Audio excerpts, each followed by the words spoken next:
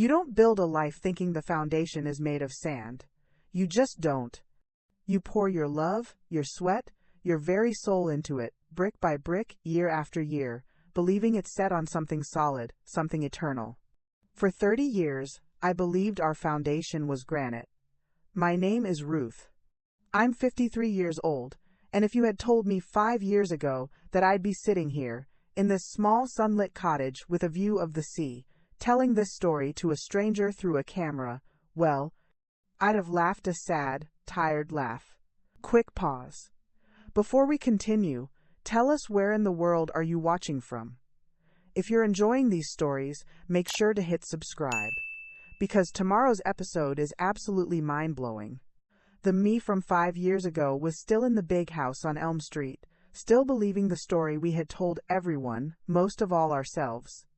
It all started, as so many things do, with a man, David. When I met him, he was all sharp lines and bright ambition. He had a smile that could convince you that rain was sunshine, and a mind for numbers that saw the world as a series of puzzles to be solved. I was 22, fresh out of college with a degree in literature that everyone said was useless, but to me it was a key to 1,000 different worlds. He loved that about me, he said.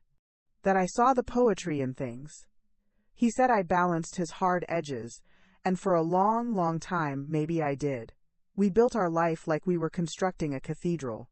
David's business, a logistics company he started with a single truck and a mountain of debt, was the spire, reaching for the heavens. Our home, a sprawling, 4-bedroom colonial we painstakingly restored, was the nave, the sacred space. And our children, Michael and Sarah, they were the stained glass windows, letting in all the brilliant, fractured light. I was the keeper of the hearth. I managed the household, yes, but I was also David's silent partner. In the early days, I was the one who answered the phones at midnight, who packed his lunch, who soothed the angry clients with a calm voice when he was too proud to apologize. I was the one who read the contracts he was too tired to review, flagging clauses that seemed off. I had an instinct for it, a feeling in my gut. It just feels wrong, David, I remember saying once about a potential partner. We were in our cramped first kitchen, the smell of cheap coffee hanging in the air. He'd waved a dismissive hand, that charming smile already working. You and your feelings, Ruth? This is business, it's about numbers. His numbers are good. Numbers don't tell you about a man's character. I'd insisted, my voice quiet but firm. He'd come over, wrapped his arms around me, and kissed the top of my head. That's why I have you, you're my heart. Let me be the brains, okay? And I let him. I tucked that instinct away, a little bookmark in the story of my life, and I learned to quiet the voice that questioned. It was easier, it kept the peace. The business grew, and with it, the distance between the man who saw poetry and the man who saw only profit. The big house on Elm Street became a showpiece. It had to be perfect. For clients, for friends, for the image of the success we had built. David loved to host. He would hold court by the massive stone fireplace, a glass of expensive scotch in his hand, telling embellished stories of his business acumen. I would move through the room, refilling glasses, laughing at the right moments, a permanent, pleasant smile on my face. The perfect hostess, the supportive wife. But sometimes, in the quiet moments after everyone had left, when the house was silent except for the hum of the dishwasher, I would feel a profound emptiness. I'd look at the beautiful, sterile living room, the cream-colored sofa no one was allowed to sit on, the glass coffee table that showed every fingerprint, and I'd wonder where I was in all of it. Where was the girl who loved dog-eared paperbacks and rainy afternoons? I remember one such evening, I was on my hands and knees, wiping a red wine splash off the rug, a careless gesture from a junior partner's wife. David was already upstairs, and the house felt vast and cold. Ruth? You're still down here? I jumped. My Auntie Grace was standing in the doorway, her coat still on. She'd stayed late to help me clean up, as she always did. Grace was my mother's sister, all soft edges and warm, empathetic eyes. She was the one who always remembered to ask how I was, not just how the family was. "Just this last spot," I said, forcing a brightness into my voice I didn't feel. She came and sat on the bottom step of the staircase, watching me. She didn't offer to help. She knew this was about more than the stain. "This is a beautiful house, honey," she said softly. "But it echoes." I sat back on my heels, the damp cloth in my hand. "Echoes? It feels like no one really lives in it," she said, her gaze taking in the perfect order. "It feels like a museum. A very expensive museum dedicated to David's success." A lump formed in my throat. She saw it. She always saw it. "It's what he needs, Grace, for the business. Image is everything." "And what about what Ruth needs?" she asked, her voice barely a whisper. "I remember you talking about opening a little bookshop one day, with a reading nook for children and a big, shaggy dog sleeping by the door." The memory was so vivid, so achingly sweet, it brought tears to my eyes. I looked down at the rug, at the faint shadow where the wine had been. "That was a dream, Auntie Grace. This is life." She just nodded, a sad understanding in her eyes. "Just don't lose yourself in his life, Ruthie. Promise me." I promised. It was an easy promise to make because I didn't believe I was lost. I believed I was integrated, assimilated. It felt like the same thing as being a team. The other voice in my life was Auntie Clara, my father's sister. Where Grace was a soft blanket, Clara was a starched linen napkin, precise, sharp, and uncompromising. She came for Sunday dinners, a ritual David insisted upon for the sake of family presentation, and she never failed to cut through the nonsense. One Sunday, David was holding forth about a new, multi-million-dollar contract he'd just landed. He was expansive, glowing with triumph. "It's all about leverage, Clara," he was saying. "You have to make them think you're doing them a favor." Clara, who had been quietly eating her roast chicken, set her fork down with a precise click. She looked at David over the top of her glasses. "Leverage is a dangerous tool, David. It can slip. And it often lands on the toes of the person who thought they were wielding it." The table went quiet. Michael and Sarah, teenagers then, exchanged glances. David's smile tightened. "I think I know how to handle my business, Clara." "I'm sure you do," she said, her tone neutral. Then she turned her gaze to me. "And you, Ruth, are you involved in this leveraged favor?" David answered for me. "Ruth has her hands full with the house and the children. She doesn't need to be bothered with the gritty details." Clara's eyes stayed on me, probing, questioning. I felt a flush creep up my neck. "I trust David," I said, the phrase feeling like a mantra I'd repeated too many times. "It's not about trust, child," Clara said, picking up her fork again. "It's about awareness. A captain who doesn't know how to read the maps shouldn't be surprised when the ship ends up on the rocks." David laughed, a little too loudly. "Well, this ship is sailing just fine. Anyone for more potatoes?" The moment passed, but Clara's words stuck with me. Awareness. I became hyper-aware of the small changes. The way David's phone, which used to be left casually on the kitchen counter, was now always with him, face down. The new passwords on his office computer. The hushed phone calls he'd take in his study, the door firmly closed. When I asked about them, he'd sigh, as if my questions were a burden. "It's just work, Ruth. Stressful, complicated work. You wouldn't understand the half of it." And I, wanting to be the supportive wife, not the nagging suspect, would back down. I would pour my energy into Michael's science projects, into Sarah's dance recitals, into planning another flawless dinner party. I built my own world within the walls of his. A world of PTA meetings and charity auctions. A world that felt real and meaningful, even as the foundation beneath it was quietly turning to slurry. The first real tremor came on a Tuesday. I remember because Tuesdays were my grocery days, and I had just gotten home, my arms laden with bags. The house was quiet, but I could hear David's voice from his study. He was angry, a low, venomous tone I rarely heard. "I don't care how you do it, just make it happen. This can't trace back to me. Do you understand? It cannot trace back to me." I stood frozen in the grand foyer, the bags heavy in my arms. The marble floor felt suddenly cold through my shoes. It cannot trace back to me. Who was he talking to? What was it? I must have made a sound, a rustle of a grocery bag, because the voice stopped abruptly. A second later, his study door swung open. He stood there, his face a mask of calm, but his eyes were the hard, flinty eyes of a stranger. "Ruth, I didn't hear you come in. I just got back," I said, my voice strangely high. "Is everything okay?" He walked towards me, took the bags from my arms as if they weighed nothing. His smile was back, the easy, charming one. "Everything's fine. Just a little fire to put out at work. Nothing for you to worry your pretty head about."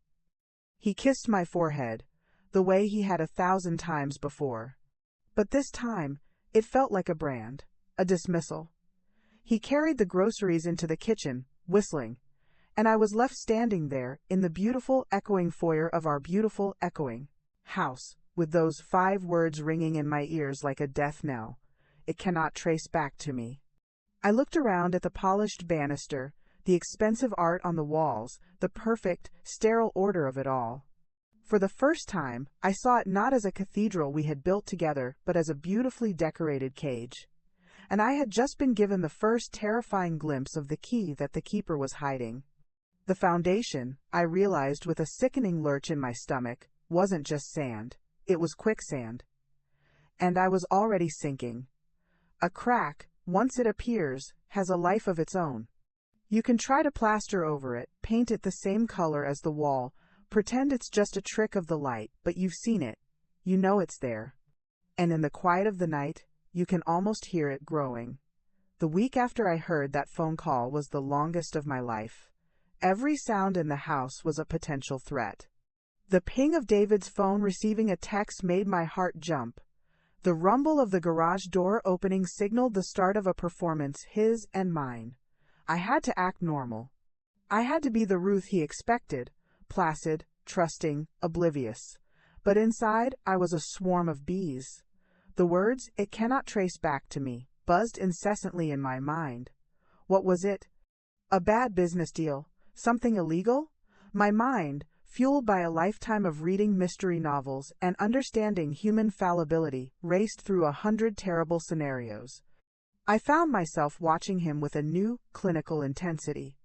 I noted the tension in his shoulders when he thought I wasn't looking. I saw the way his jaw tightened when our son, Michael, now a young man in college, talked about his business major, offering up ideas with the bright, unjaded enthusiasm of youth. "That's not how it works in the real world, son," David would say, his voice patronizing. "You can't just play by the rules. You have to manipulate the rules." "But isn't that unethical?" Michael asked, his brow furrowed. David had laughed, a dry, hollow sound. "Ethics are a luxury for tenured professors and people who have already won. We're still building, Mike. We're still climbing." He kept using that word. But I was starting to understand that his "we" didn't include me. It included some shadowy version of himself, a self that was capable of things I couldn't imagine. The crack widened on a rainy Thursday afternoon. David was at a client lunch, a phrase that was becoming more and more frequent. The house was mine. I decided to do something I hadn't done in years. I went into his study. Not to clean, not to drop off his mail, but to look. It felt like a violation. For 30 years, his study had been his sovereign territory. A place of serious work. My domain was the rest of the house, but the fear, the gnawing suspicion, was stronger than my sense of propriety. The room smelled of him, his cologne, his leather chair, the faint, acrid scent of expensive coffee. It was meticulously organized. Filing cabinets stood like silent sentinels. His large, Mahogany desk was clear except for a high-end monitor and a sleek, silver laptop. The laptop. That was the heart of it. It was password protected, of course. I wouldn't even know how to begin guessing his password. It used to be our anniversary. Then it was Michael's birthday. I had a chilling feeling it wasn't anything so sentimental anymore. I tried the drawers of the desk. Locked. Of course. My hands were shaking. I felt like a criminal in my own home. What was I looking for? I didn't know. A smoking gun? A written confession? I was just following the desperate, primal instinct of a creature that senses a trap. And then I saw it. Tucked partly under the leather desk pad, almost invisible, was a small, thermal paper receipt from a pharmacy. It wasn't from our local CVS. It was from a place called Wellcare Pharmacy in a town about 45 minutes away, a place I'd never heard of. The receipt was for a prescription antibiotic, ciprofloxacin. The patient name was David Miller. Our name. My first feeling was one of overwhelming relief. He was sick. That was all. He was sick, and he didn't want to worry me. He'd gone to a doctor out of town, maybe for a second opinion, gotten a prescription. It made a strange kind of sense. He was a proud man. A urinary tract infection, something he might find embarrassing, would explain the secrecy. But the relief was short-lived, washed away by a cold logical tide. Why get a prescription filled 45 minutes away? We had a dozen pharmacies closer. And why Cipro? It was a powerful, broad-spectrum antibiotic. What kind of infection was he treating? I pocketed the receipt, my heart hammering against my ribs. I quickly left the study, smoothing the desk pad back into place, my ears straining for the sound of the garage door. That night, over a dinner I could barely eat, I tried to broach the subject gently. "You've been looking a little tired, David. Are you feeling okay?" He didn't even look up from his plate. "I'm fine, Ruth.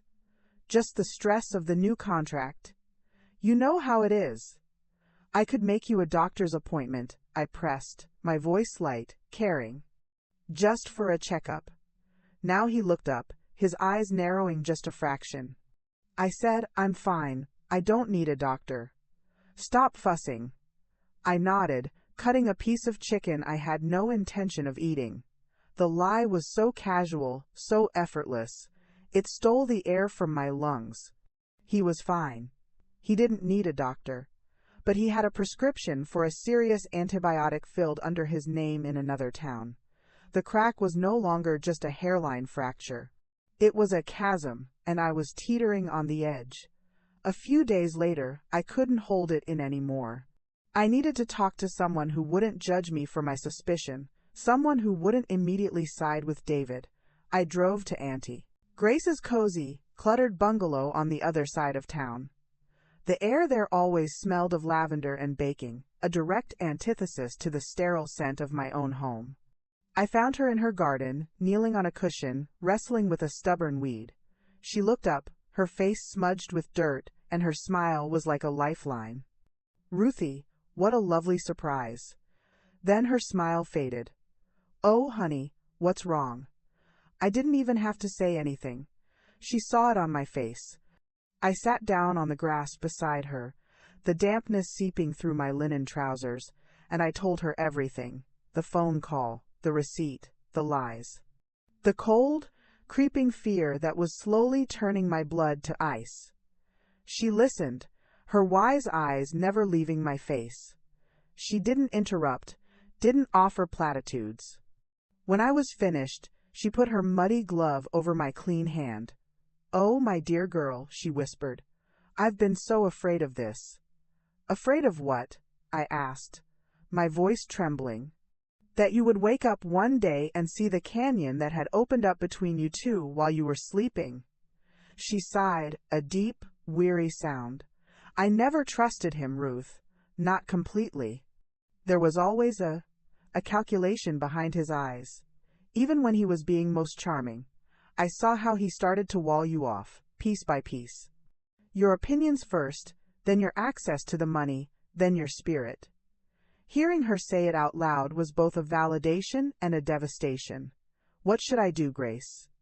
You need to know, she said firmly. This not knowing, this guessing in the dark, it will eat you alive. You need to find out what's really happening. Telling and preparing this story took us a lot of time. So, if you're enjoying it, subscribe to our channel. It means a lot to us. Now, back to the story. How? He has everything locked down. His computer, his phone, his files. Then you be smarter, said a voice from the porch. We both looked up. Auntie Clara was standing there, holding 2 tall glasses of iced tea. She must have let herself in the back. She came down the steps, her posture ramrod straight, and handed us each a glass. Eavesdropping, Clara? Grace said, but there was no malice in it. I don't eavesdrop. I observe loudly, Clara retorted. She fixed her gaze on me. Grace is right. You are in a war, Ruth, and you don't even know what the battlefield looks like. The first rule of war is intelligence. You need information. And how do you suggest I get that? I asked, feeling hopeless. You said he leaves his personal laptop in his study when he's out, Clara said, her mind working like a strategist's. Does he ever leave it open, logged in? I thought back. Sometimes, if he's just running to the garage for something, or to get the mail. But never for long. Long enough, Clara said, her eyes glinting. You need to be ready. You need to know what you're looking for. Bank statements, transfer records, emails. And you need a way to preserve it, a flash drive. Do you have one? I felt a thrill of terror. You're talking about spying on my husband. I'm talking about uncovering the truth your husband is hiding from you, she corrected, her voice sharp. He has already breached the contract of your marriage with his secrecy. You are not the villain here for seeking the light. Don't you dare feel guilty for that. Her words were a slap, and I needed it. The guilt had been simmering beneath the fear. What kind of wife snoops on her husband? Clara's perspective reframed it entirely. What kind of husband forces his wife to snoop? I left Grace's house that day with a plan and a heavy heart. Clara had given me an old, blank flash drive from a drawer in her desk.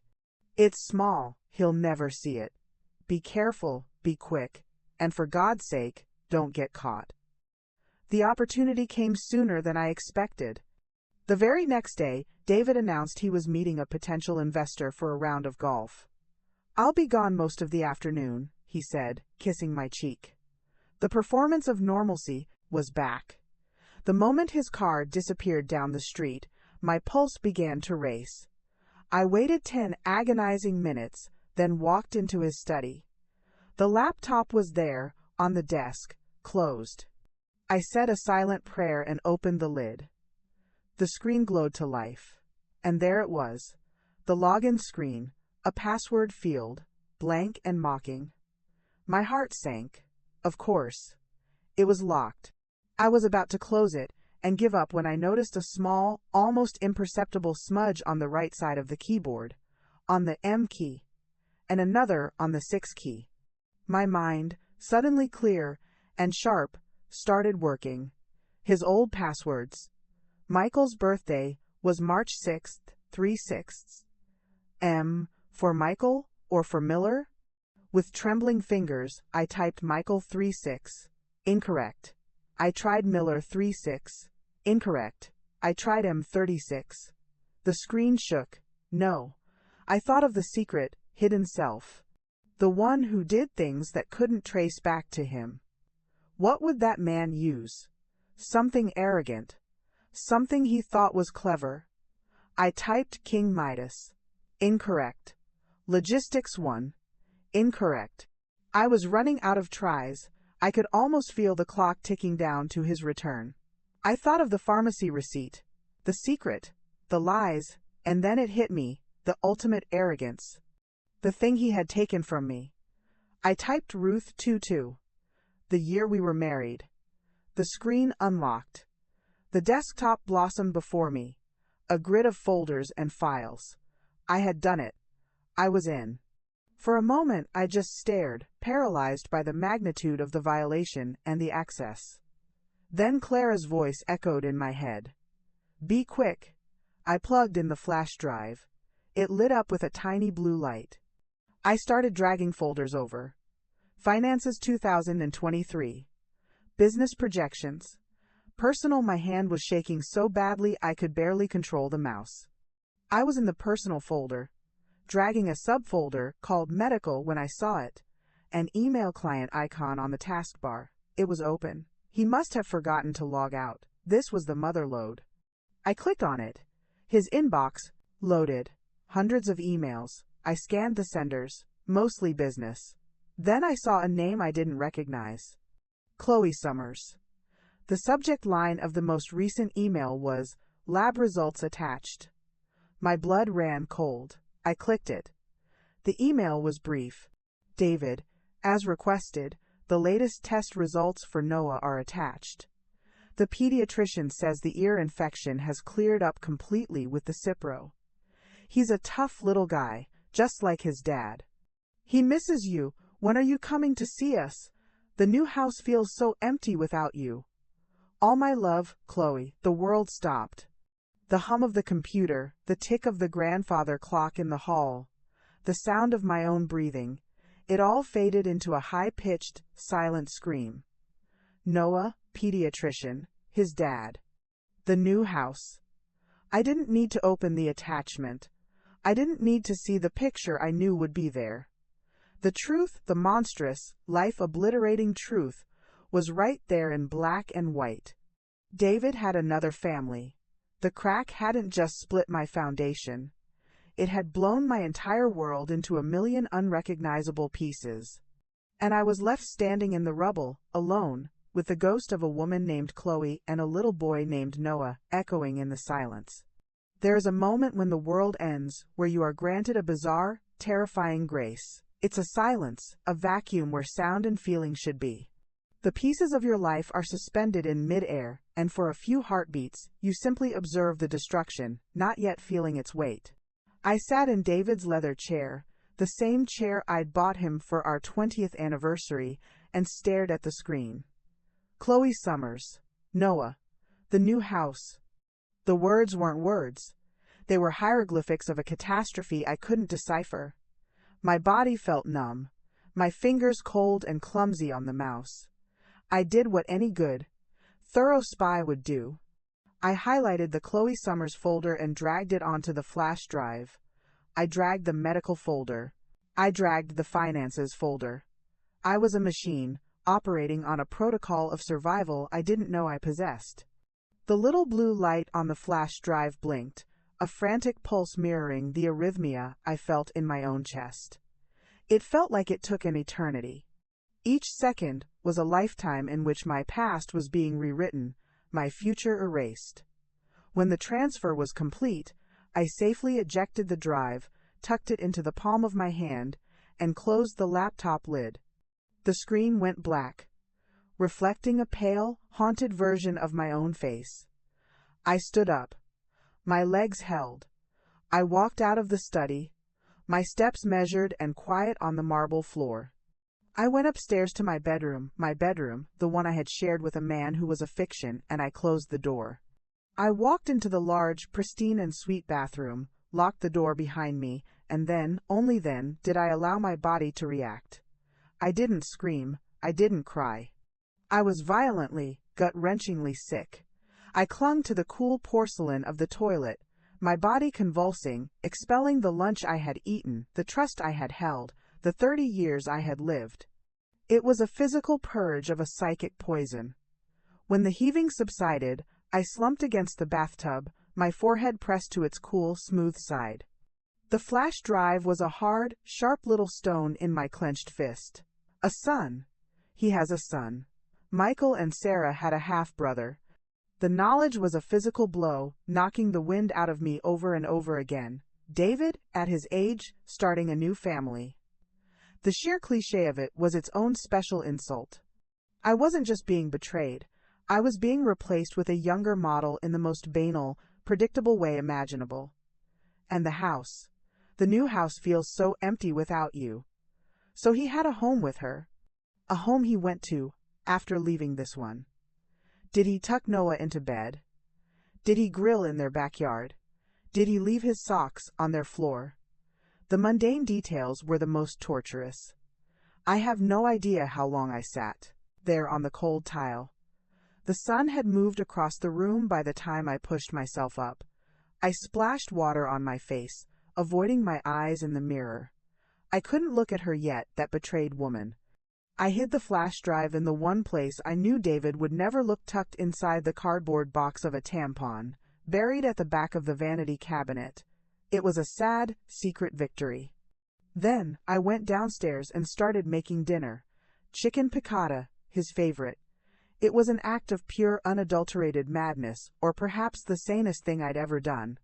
I needed the routine. I needed the mindless repetition of pounding the chicken thin, dredging it in flour, squeezing the lemons. The sharp, acidic scent filled the kitchen, a counterpoint to the sweet rot festering in my heart. He came home just as I was setting the table. He looked happy, relaxed. There was a lightness in his step that had been absent for months. The golf game, or perhaps the text from Chloe he'd undoubtedly read in the car, had buoyed him. "Smells great in here, Ruth," he said, hanging his jacket in the hall closet. He came into the kitchen and kissed my cheek. I didn't flinch. I smiled. It was the most difficult performance of my life. "How was golf?" I asked, my voice steady as I arranged the lemon slices on the platter. "Productive," he said, pouring himself a glass of wine without offering me one. "Very productive. This new investor, he's keen. We're talking about a major expansion." With whose money? I thought. Ours? Or money you've already funneled to your new family? We sat down to eat. The conversation was a minefield. Every bite of food felt like ash in my mouth. I watched his hands, the hands that had held mine, that had held our children, that now presumably held his other son. I watched his mouth, the mouth that had told me he loved me, that now lied to me with every easy, casual word. "You're quiet tonight," he remarked, taking a large bite of chicken. "Just a headache," I said, rubbing my temple. It wasn't a lie. A migraine of betrayal was pounding behind my eyes. I was thinking, we haven't had a family financial meeting in a while.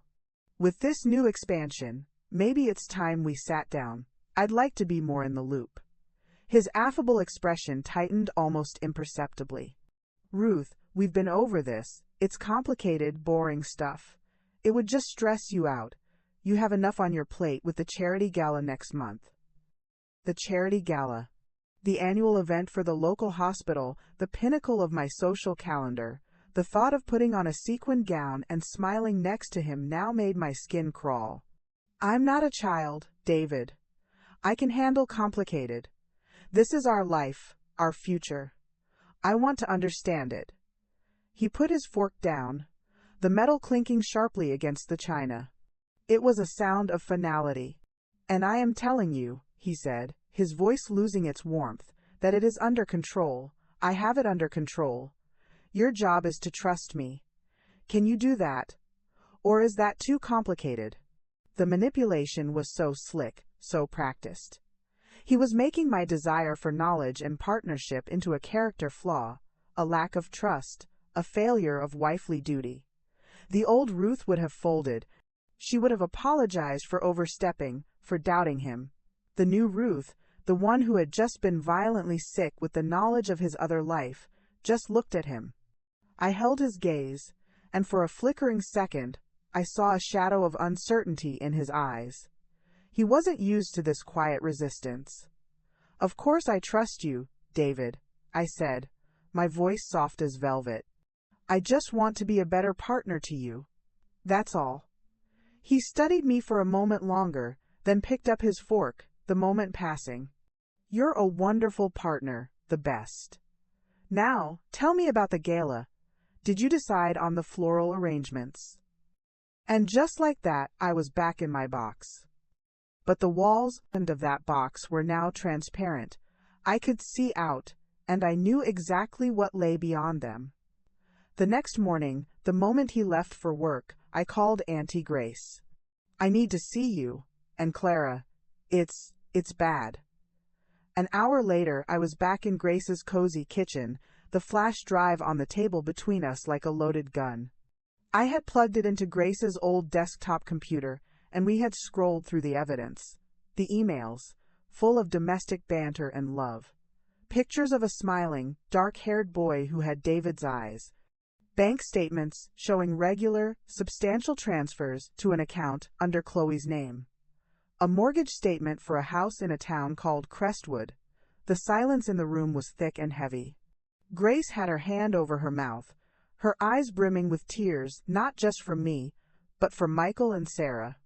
Clara sat perfectly still, her face a grim mask of fury. That worm," Clara finally spat, the word sizzling in the quiet room. I knew he was selfish. I knew he was arrogant, but this is monstrous. "Oh, Ruthie," Grace whispered, reaching for my hand. Her own was trembling. "My poor, dear girl. What are you going to do?" "I don't know," I said, and my voice sounded hollow, distant. "Confront him, throw him out." The words felt theatrical, unreal. "No," Clara said sharply. "You will do neither. Not yet." "Clara, she has to." Grace insisted. "She can't live under the same roof with that man." "She can, and she will," Clara said, her tone leaving no room for argument. She looked at me, her eyes like steel. "He has been planning this for a long time, Ruth. Look at these financial records.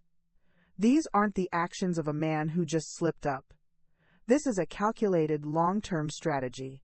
If you confront him now with only this, what will happen?" I stared at her, blankly. "He will lie," she answered for me. "He will gaslight you. He will say Chloe is a stalker, that the boy isn't his, that the money was for a business investment that went south. He will twist it all until you're the one feeling crazy and jealous.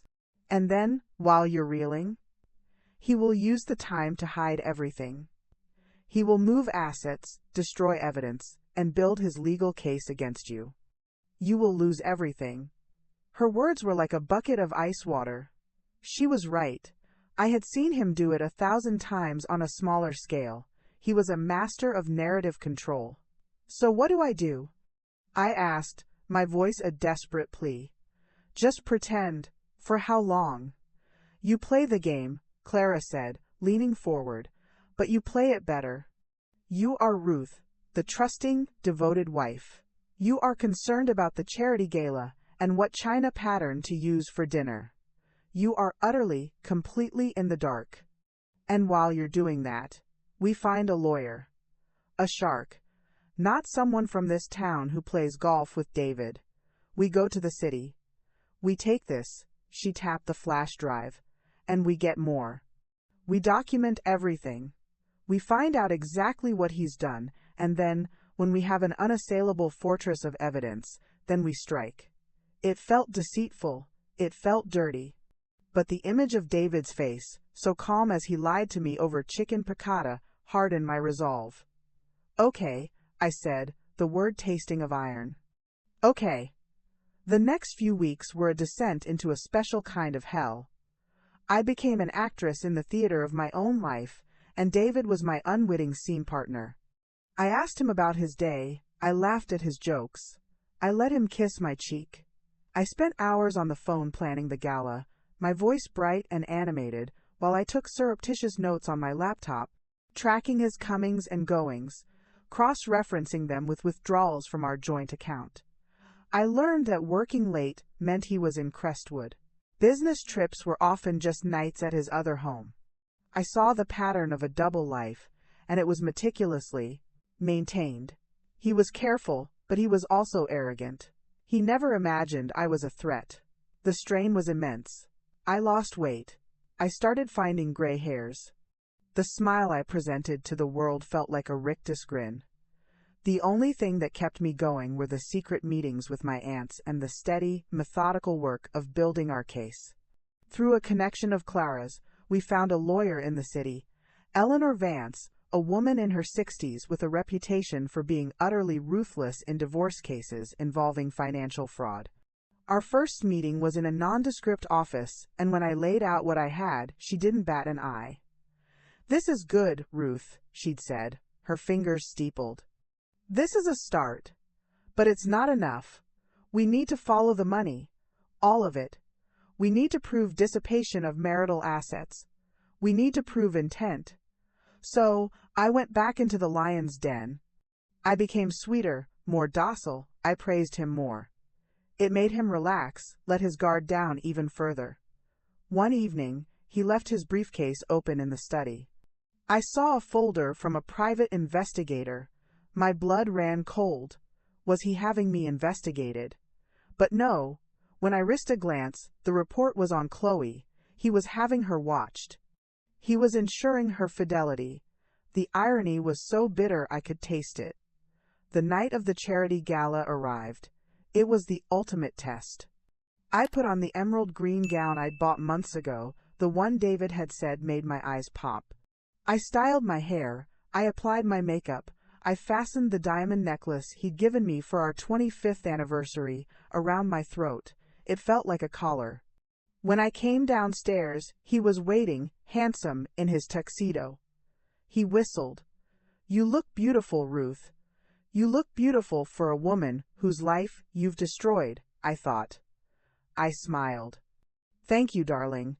You clean up pretty well yourself." The gala was a whirlwind of lights, music, and empty chatter.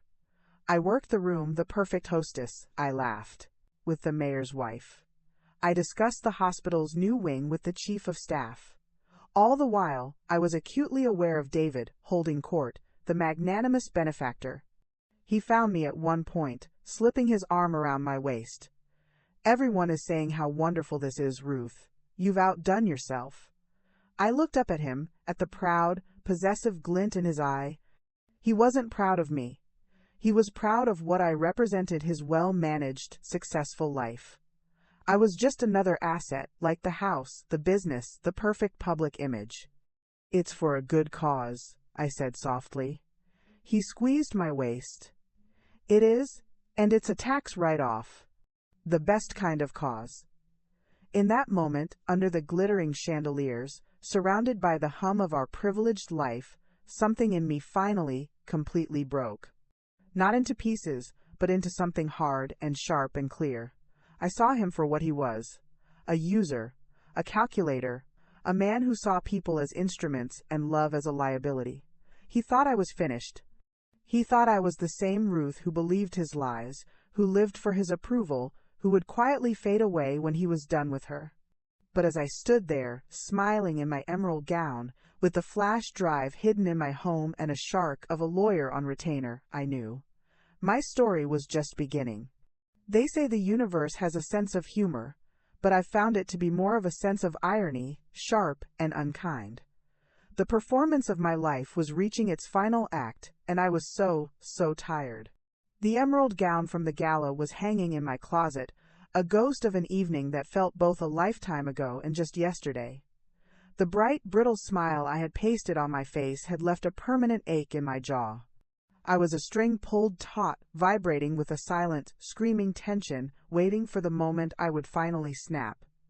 That moment came, as they often do, not with a shout, but with a whisper. A phone call. It was a Tuesday morning. David was already gone, off, to his office, which I now knew could mean his legitimate business. His secret family's home in Crestwood, or some shadowy meeting to further hide our assets. I was in the kitchen, staring into the abyss of the stainless steel refrigerator, wondering what one feeds a body that feels like it's already turned to dust, when the phone rang. The landline. A relic. Only telemarketers and true emergencies used it anymore. I picked it up, my hello, flat and weary. "Mrs. Miller? Ruth Miller?" It was a woman's voice, professional, laced with an urgency she was trying to mask. "Yes, speaking. This is Maria from Dr. Evans' office. Your husband, David Miller, is here. He's had an episode. An episode. The word was so vague, so sanitized. My mind, trained for catastrophe, immediately went to a stroke, a heart attack. A cold dread washed over me, not the warm, wifely panic I should have felt, but the icy fear of a strategist whose primary opponent had just been unexpectedly taken off the board. What did this mean for the plan? The thought was immediate and shaming, but it was the truth. What kind of episode? I asked, my voice remarkably steady. He collapsed during his appointment. We've stabilized him, but he's conscious and very agitated. He's asking for you. An ambulance is on its way to transport him to St. Jude's. His appointment. He told me he was playing squash with a client. Another lie stacked upon all the others. I'll be right there. I drove to Dr. Evans's office on autopilot, my hands clenched on the steering wheel. My emotions were a tangled knot. There was a thread of pity, of course, the human animal in distress. But it was thin, drowned out by a roaring, chaotic symphony of other feelings. Anger that he was causing more disruption. Fear of what this would reveal. And beneath it all, a tiny, shameful spark of something that felt horribly like opportunity. I found him in an examination room, lying on a gurney, his face ashen. He looked smaller, stripped of his expensive suit and his towering confidence. An oxygen cannula was tucked under his nose, and his tie was loosened. When he saw me, his eyes, wide with a fear I'd never seen in them before, locked onto mine. "Ruth," he gasped, his voice raspy. They think it's my heart." I went to his side, taking his hand. It was cold. I performed the gesture of comfort, my touch as clinical as a nurse's. "It's going to be okay, David. The ambulance is coming." He gripped my hand with a surprising strength. You have to handle things. At the office. There are things in motion. Payments, the Henderson account, it's critical. Even here, lying on what could be his deathbed, his mind was on his secrets. Not on me, not on our children, on the things he was hiding. "Don't worry about that now," I said, my voice a soothing monotone. "Just focus on breathing." The paramedics arrived then, a whirlwind of efficient motion. They transferred him to a stretcher, and I followed their ambulance to the hospital in my own car, my mind racing faster than the vehicle. At the hospital, it was a blur of forms and waiting. He was admitted, hooked up to monitors, diagnosed with a minor heart attack, a warning, the doctor called it. He was stable, but he would need to be monitored for a few days. Stress, they said. He needed to reduce his stress. I almost laughed. The stress of maintaining two separate lives, two separate families, two separate sets of lies would be enough to give anyone a heart attack. When he was settled in his private room, sedated and finally sleeping, the reality of the situation settled over me. He was incapacitated. For the first time in 30 years, I had unimpeded access. The office, the files, the digital fortress he had built, the master was locked out of his own castle. This was the opening Clara and Eleanor Vance had told me to wait for. But it had arrived in a storm of medical crisis, muddying the waters with a dose of unwanted sympathy. I called Auntie Grace first. Her response was pure, unadulterated empathy. "Oh, the poor man. Ruth, are you all right? What a terrible shock. Do you need me to come down there?" Then I called Clara. Her response was characteristically pragmatic. "A heart attack? Well, that's inconvenient, but it changes nothing, Ruth. In fact, it might change everything in your favor. He's vulnerable, the walls are down. This is when you move."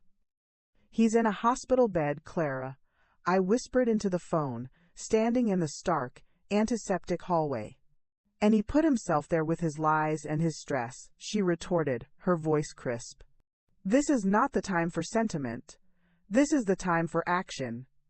Do you have the key to his office? The passwords you retrieved?" "Yes," I said, the word a ghost. "Then go, now. Before he's lucid enough to start making phone calls and locking things down remotely. Go to his office, get everything." The moral dilemma was a war inside me. To raid a man's office while he lay in a hospital bed felt ghoulish, a step too far into the darkness. But then I remembered the picture of Noah. I remembered the mortgage statement for the house in Crestwood. I remembered the 30 years of being patronized, sidelined, and systematically erased. The pity evaporated, leaving only a cold, hard resolve.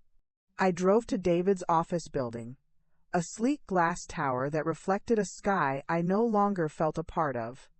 I used my key, the one I was supposed to use only in case of emergency, to water his plants. This was an emergency. My emergency. His office was a larger, more imposing version of his study at home. Floor-to-ceiling windows, a massive desk, framed accolades on the wall. It smelled of his cologne and ambition. I locked the door behind me. His computer was password protected, but I had Ruth 22. I logged in, the screen glowing. To life. A treasure trove of betrayal now laid bare. I inserted the flash drive, my hands steady now, my purpose clear. I started dragging and dropping. Entire folders of financial records. Client lists. Bank statements. Tax returns. I found a folder labeled Crestwood, and my breath hitched. Inside were invoices for furniture, landscaping, a state-of-the-art home theater system. Receipts for a diamond bracelet from a jeweler I didn't recognize. A lease agreement for a BMW in Chloe Summers' name. Then I found the motherlode. A file simply called Restructuring. I opened it. It was a series of spreadsheets and a business plan. As my eyes scanned the columns and the cold, corporate language, the full, horrifying scope of his plan unveiled itself. He wasn't just hiding money, he was actively bankrupting us. The plan outlined the systematic transfer of assets from our jointly held company, Miller Logistics, into a new, separate corporate entity called Summit Forwarding. He was the sole owner of Summit. He had been slowly diverting clients, contracts, and revenue streams for over a year. He had taken out massive lines of credit against Miller Logistics, leveraging our life's work to fund his new one. The loans were co-signed against our home, our investments, everything we had built together. He was leaving me, Michael, and Sarah with nothing but a shell company drowning in debt, while he walked away clean with a thriving new business and a new family, funded by the ashes of the old. The coldness of it, the calculation, took my breath away. This wasn't a crime of passion, it was a corporate takeover of my life, a hostile takeover. I printed the key documents, my hands trembling not with nerves, but with a white-hot rage. I took pictures of everything with my phone as a backup. I was a whirlwind of focused energy, an archaeologist of my own ruin, unearthing the evidence of my annihilation. It was there, in the middle of my frantic gathering, that his personal cell phone, left behind in his haste that morning, buzzed on the desk. The screen lit up. A text message from Chloe. Heard what happened. I'm so worried. Is he okay? Please, I need to know. Tell him Noah and I love him. The message was a punch to the gut, a reminder of the human collateral in this war. She loved him. The boy loved him. They were real people, living in a reality he had constructed for them, a reality that was about to be blown apart by the one he had built for me. I didn't answer. I just stared at the screen until it went dark. In that moment, I didn't hate her. I pitied her. She was just another woman living in a house of cards built by David Miller, and the wind was starting to blow. I spent hours in that office, until my flash drive was full and a stack of incriminating papers was neatly organized in a cardboard box I found in the supply closet. I locked up, drove away, and went straight to a shipping store, where I mailed the box of documents to Eleanor Vance's office using a fake return name. I couldn't risk David finding it. Then, I went back to the hospital. He was awake when I entered his room, looking frail and irritated. The monitors beeped a steady, reassuring rhythm. "Where have you been?" he asked, his voice weak but still carrying that undercurrent of demand. I walked to the side of his bed, looking down at him. The man who had been my husband, the architect of this chaos. I thought of the spreadsheets, the loans, the BMW, the little boy who looked like him. I placed my hand over his. I could feel the papery thinness of his skin. "I've been handling things, David," I said, my voice soft, my face a mask of wifely concern. "Just like you asked." And for the first time I wasn't lying. Hospitals have a strange suspended quality to time. The world outside, with its deadlines and demands, ceases to exist. There is only the beep of the monitor, the hushed tread of nurses, and the slow, torturous crawl of the clock on the wall. For 2 days, I kept my vigil at David's bedside. I was the picture of a devoted wife. I fluffed his pillows, I spoke in soothing tones to the doctors, I held a cup of water to his lips so he could sip through a straw. I was an ice sculpture of compassion, perfectly formed and utterly cold inside.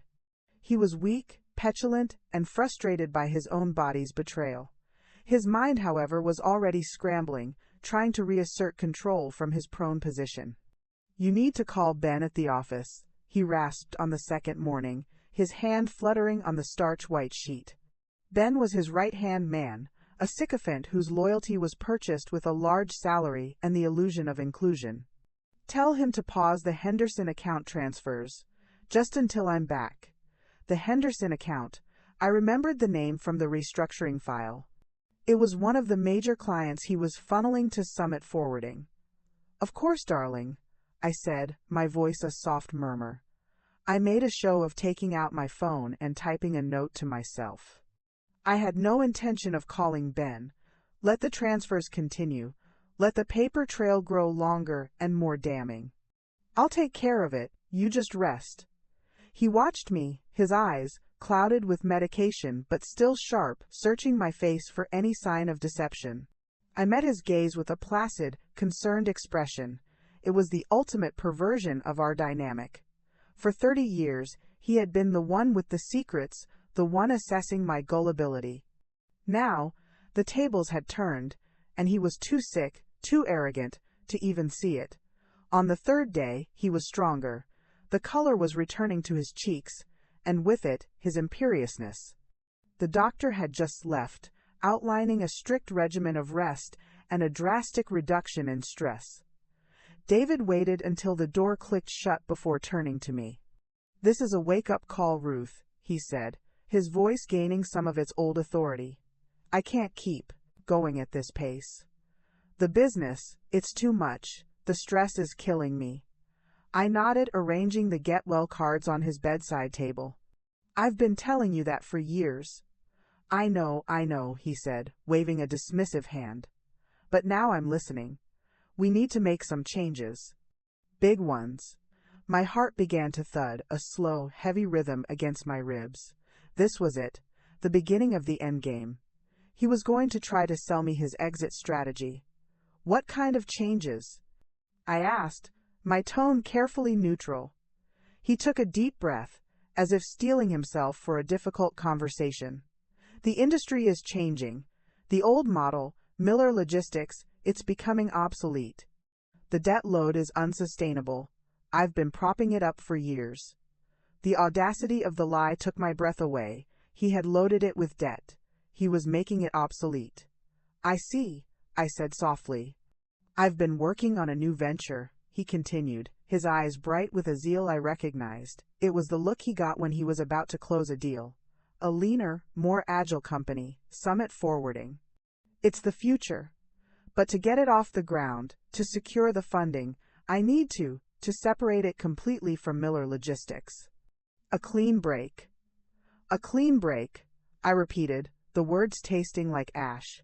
"For the good of our future," he said, reaching for my hand. I let him take it. His skin was warm, but it felt like touching a reptile. "We'll let Miller Logistics go. We'll declare bankruptcy. It'll be a fresh start. We can downsize, travel. You'd like that, wouldn't you?" He was looking at me with what he must have believed was sincerity. He was offering me a future of poverty and obscurity, packaged as a romantic new beginning, while he sailed off on his fully funded ship with his new family. The sheer, breathtaking cruelty of it shattered the last vestiges of any pity I held for him. I withdrew my hand from his. The room was silent except for the steady beep beep beep of the heart monitor, a soundtrack to his own treachery. "A fresh start," I said, my voice low and steady. "With what, David? With the massive debt you've saddled on our home? With the loans you took out against our children's inheritance?" His smile faltered. "Ruth, you don't understand the complexities. I understand that you've been transferring assets to Summit Forwarding for over a year," I said, my words cleaving the air between us. "I understand that you've diverted the Henderson account, the Peterson contract, and half a dozen others. I understand that you've been paying a mortgage on a house in Crestwood. And I understand that you've been funding a life for a woman named Chloe Summers and a little boy named Noah." The color drained from his face so completely I thought he might have another heart attack on the spot. His mouth opened, then closed. The monitor's beeping became frantic, a digital representation of his panic. What are you talking about?" he stammered, his eyes darting around the room as if looking for an escape. "Who have you been talking to? That's insane. Someone is lying to you." "No one is lying to me, David," I said, my voice like ice. "I've seen the emails. I've seen the bank statements. I've seen the pictures of your son. The mask of the benevolent patriarch, the stressed businessman, the man seeking a fresh start, it all crumbled away, revealing the furious, cornered animal beneath." His weakness vanished, replaced by a venomous rage. "You went through my things?" he snarled, his voice a low guttural thing. "You snooping, pathetic bitch. You had no right." "I had every right." The words erupted from me, a geyser of 30 years of suppressed anger and hurt. I had a right to know why my husband was destroying our life. I had a right to know why he was lying to me every single day. I had a right to know about the one other woman and the other child. He tried to sit up, wincing in pain, but propelled by fury. "You think you're so clever? You have no idea what you're dealing with. You're nothing without me. Nothing, a bored housewife with a library card. You could never understand the pressures I'm under, the things I have to do." "To do?" I laughed, a harsh, broken sound. "You didn't have to betray me. You didn't have to lie to your children. You didn't have to create a secret family. You chose to. Because you are a small, greedy, pathetic man who needs to feel like a king by destroying the people who trust him." His face was a contorted mask of hate. "You want to know about Chloe? She's young. She's vibrant. She doesn't nag me or question me. She looks at me like I'm a god. And Noah, my son, he's everything Michael never was. He's strong. He has spirit." The deliberate cruelty of that, the attack on our son, was a wound so deep I felt it physically. I took a step back, bracing myself against the wall. "Get out," he hissed, his finger pointing shakily at the door. "Get out of my room." "You think you have evidence? You have nothing. I'll bury you. I'll make sure you end up in a studio apartment eating cat food. You'll never see a dime. Now get out." I looked at him, this man I had loved, had built a life with, had borne children for. I saw the utter emptiness in his eyes, the complete lack of remorse. There was no man left inside. There was only the cold, hard calculus of his own desire. The beeping of the monitor was still frantic. A nurse would be in soon. I straightened my spine. I picked up my purse from the chair. "You're wrong, David," I said, my voice quiet but clear, cutting through his ragged breathing. "I'm not nothing without you. I'm everything in spite of you. And you won't bury me. I've already planted a garden on your grave." I turned and walked out of the room, not looking back. I walked down the gleaming hallway, past the nurse's station, through the automatic doors, and out into the blinding, beautiful sunshine. The air tasted of freedom and fallout. He thought his confession, his venom, had been the final blow. But as I stood on the steps of the hospital, the world swirling around me, I knew the truth.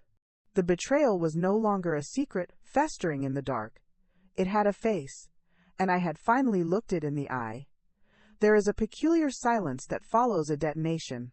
It's not a peaceful quiet, but a ringing, pressurized void where sound used to be. Walking away from David's hospital room, from the smoldering crater of our marriage, I was enveloped in that silence. The world outside, the traffic, the birds, the distant wail of another ambulance felt muffled, happening behind a thick pane of glass. I had spoken my truth. I had named his demons. And in doing so, I had unleashed them fully into the world. I didn't go home. The thought of returning to that mausoleum on Elm Street, with its echoing rooms and ghosts of a life that had never been real, made my skin crawl. Instead, I drove to Auntie Grace's bungalow on autopilot, the same instinct that leads a wounded animal to its den. Grace took one look at my face, a mask of grim triumph and profound devastation, and opened her arms without a word. I walked into them and finally broke. It wasn't a gentle crying. It was a raw, guttural weeping that shook my entire body, a storm of 30 years of compromise, of belittlement, of love given to a black hole. I cried for the young woman who had believed in poetry. I cried for the wife who had tried so hard to be enough. I cried for the mother whose family was now irrevocably shattered. Grace held me, her own tears wetting my hair, and let me fall apart on her shoulder. She didn't shush me or tell me it would be okay. She just let the tsunami wash through me, a steady anchor in the churning sea. When the storm finally subsided, leaving me hollowed out and trembling, she led me to her kitchen, sat me down, and put a cup of sweet, steaming tea in front of me. My hands shook so badly the china cup rattled on its saucer. "Tell me," she said softly. And I did. I told her everything. The confrontation, his venom, his cruel comparison of our son to his secret child. The cold, calculated plan to leave us destitute. When I finished, her face was pale, her kind eyes hard with a fury I had never seen in her. "That monster," she whispered, her hand clenched around her own teacup. "That utter monster." Just then the back door opened and Clara walked in, carrying a bag of groceries. She took in the scene, my ravaged face, Grace's tear-streaked one, and stopped dead. "It's done," I said, my voice hoarse from crying. I confronted him. He knows I know everything. Clara set the groceries down on the counter with a quiet finality. "Good," she said. There was no sympathy in her voice, only a fierce approval. "The bandage is off. Now the real healing can begin. It will be painful, but it's necessary."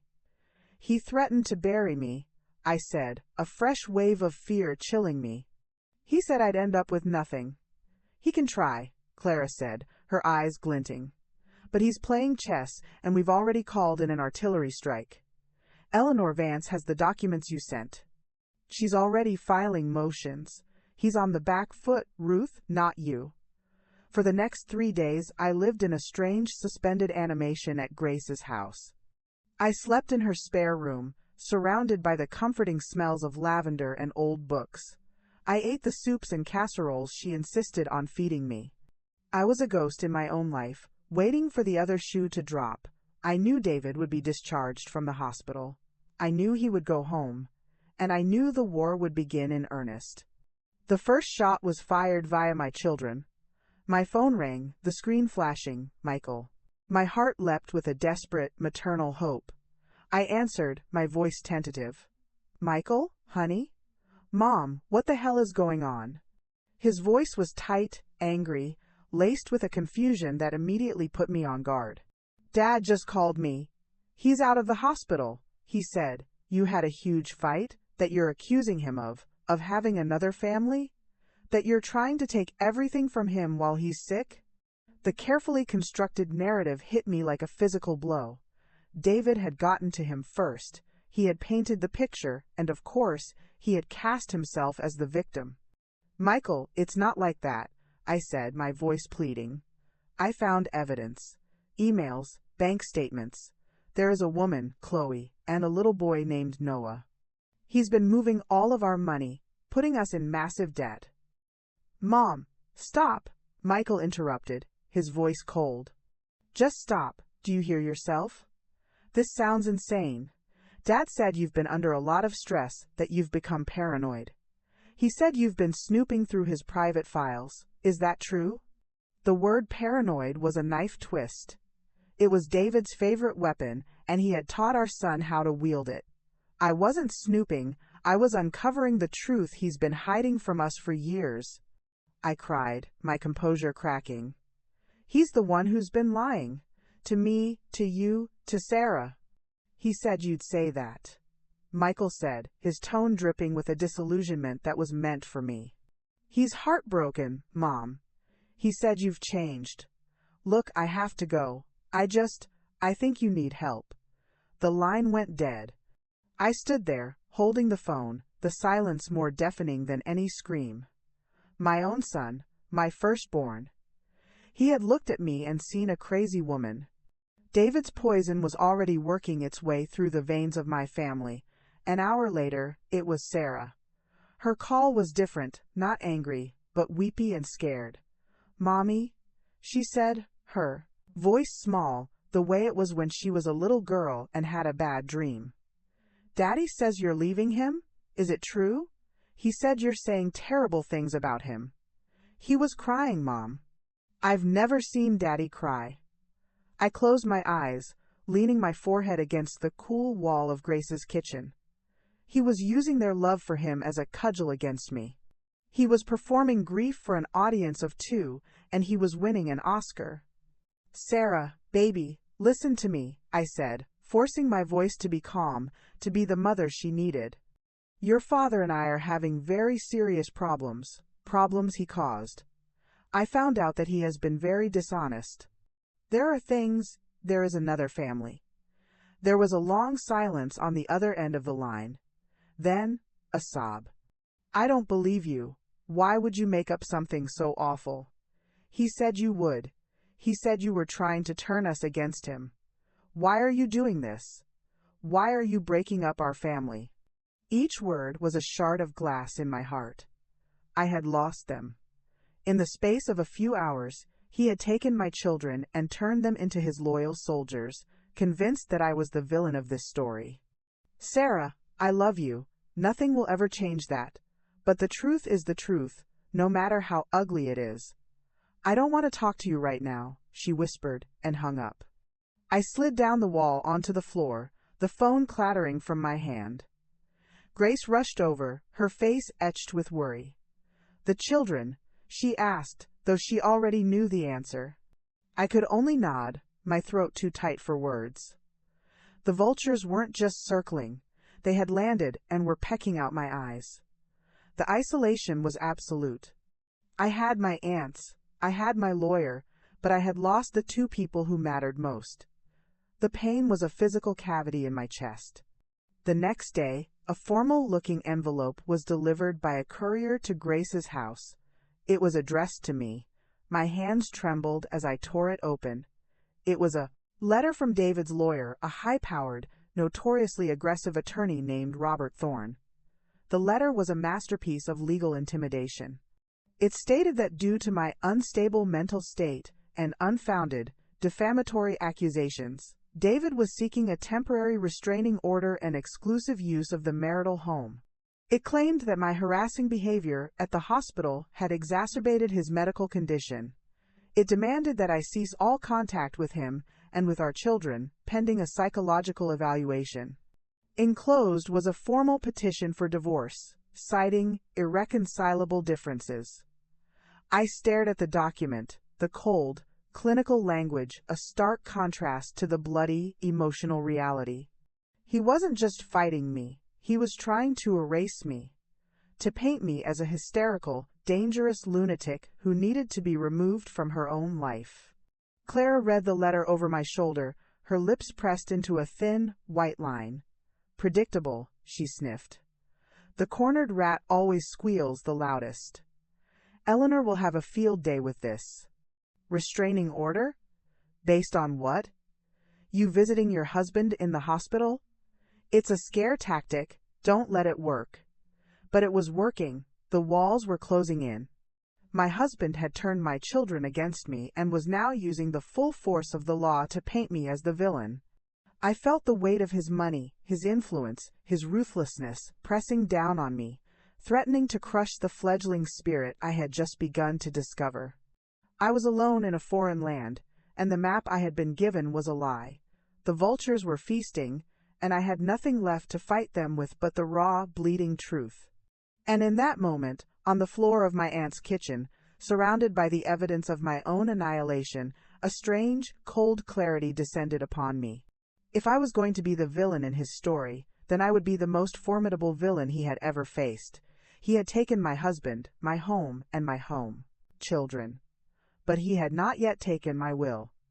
And that, I realized with a steel I didn't know I possessed, was the one thing he could never have. The human spirit is a mysterious thing. It can be bent, bruised, and beaten to within an inch of its life. It can huddle in a dark corner, convinced that the dawn will never come. And then, from some deep, hidden wellspring, it can find a single, stubborn ember and fan it into a blaze. For 3 days after receiving that legal letter, I was a ghost in Auntie Grace's house. I moved from the bed to the armchair and back again, a silent, hollowed-out vessel. The betrayal by my children was a wound that made David's infidelity feel almost superficial. This was a severing of a primal bond, a rewriting of my very identity as a mother. I had replayed their words, Michael's cold anger, Sarah's tearful accusations, until they were a torturous mantra in my mind. David hadn't just stolen my future, he had poisoned my past. Grace moved around me with a tender, worried silence, leaving trays of food that mostly went untouched. Clara, on the other hand, was a force of nature that would not be ignored. On the 4th day, she marched into the living room, pulled open the heavy drapes, letting in a blast of sunlight that felt like an assault, and stood over my chair. "Enough," she said, her voice brooking no argument. "Get up, Ruth. Get up, wash your face, and put on some clothes that don't look like you've given up on life." I looked up at her, my vision blurry from lack of sleep and tears. "What's the point, Clara? He's won. He has the kids, he has the house, he has the money. He's turned everyone against me. He has turned 2 scared, manipulated young adults against you," she corrected, her tone sharp. "And he has a house that is about to become a liability, and as for the money, we'll see about that. But he does not have you. Not unless you hand yourself over, and I did not raise you to be a coward." Her words were a slap. "I'm not a coward," I whispered, a spark of indignation flickering in the emptiness. "Then stop acting like one," she retorted. "This is what he wants. He wants you broken. He wants you to curl up and disappear so he doesn't have to face the consequences of what he's done. Are you going to give him that satisfaction? Are you going to let that man tell your story for the rest of your life?" She picked up the legal letter from the side table, holding it between 2 fingers as if it were something foul. This is paper. These words. They are lies. They have no power unless you grant it to them. Now, Eleanor Vance is expecting our call in 1 hour. You will be on that call, and you will sound like the intelligent, wronged woman you are, not a defeated child." There was no pity in her eyes, only a fierce, unwavering belief. It was the antidote to the poison David had fed my children. They saw a hysterical woman. Clara saw a warrior who had temporarily forgotten her sword. Something shifted inside me, a deep, tectonic grinding. The self-pity began to harden into something else. Anger, a clean, sharp, purposeful anger. Clara was right. To lie down now was to die, and I was not ready to die. I stood up. My legs felt weak, but they held. I walked to the bathroom, caught a glimpse of the pale, haunted stranger in the mirror, and didn't look away. I splashed cold water on my face, I brushed my hair, I put on a clean sweater and a pair of trousers. With every small, deliberate action, I felt a piece of myself clicking back into place. I was not reclaiming the old Ruth. That woman was gone. I was building a new one from the rubble. At precisely 10 o'clock, Clara, Grace, and I gathered around Grace's landline phone. The speaker activated.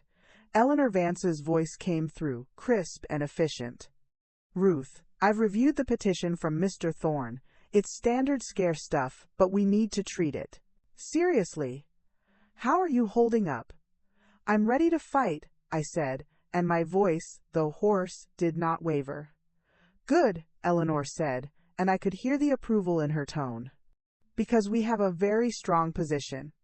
The evidence you gathered is a goldmine. We're filing our response today, and we are not playing defense. We're going on the offensive. We're countersuing for divorce on the grounds of adultery and constructive abandonment. More importantly, we're filing a motion for a temporary injunction freezing all assets associated with both Miller Logistics and Summit Forwarding, and we're requesting exclusive use of the marital home, citing your husband's dissipation of marital assets and his establishment of a separate residence." I felt a jolt of adrenaline. "Can we do that? With what you've given me?" "Absolutely. The judge in your case, Judge Albright, is a no-nonsense woman. She does not look kindly on financially sophisticated spouses who try to hide the ball, especially when it involves secret families. David's little heart attack actually plays to our advantage.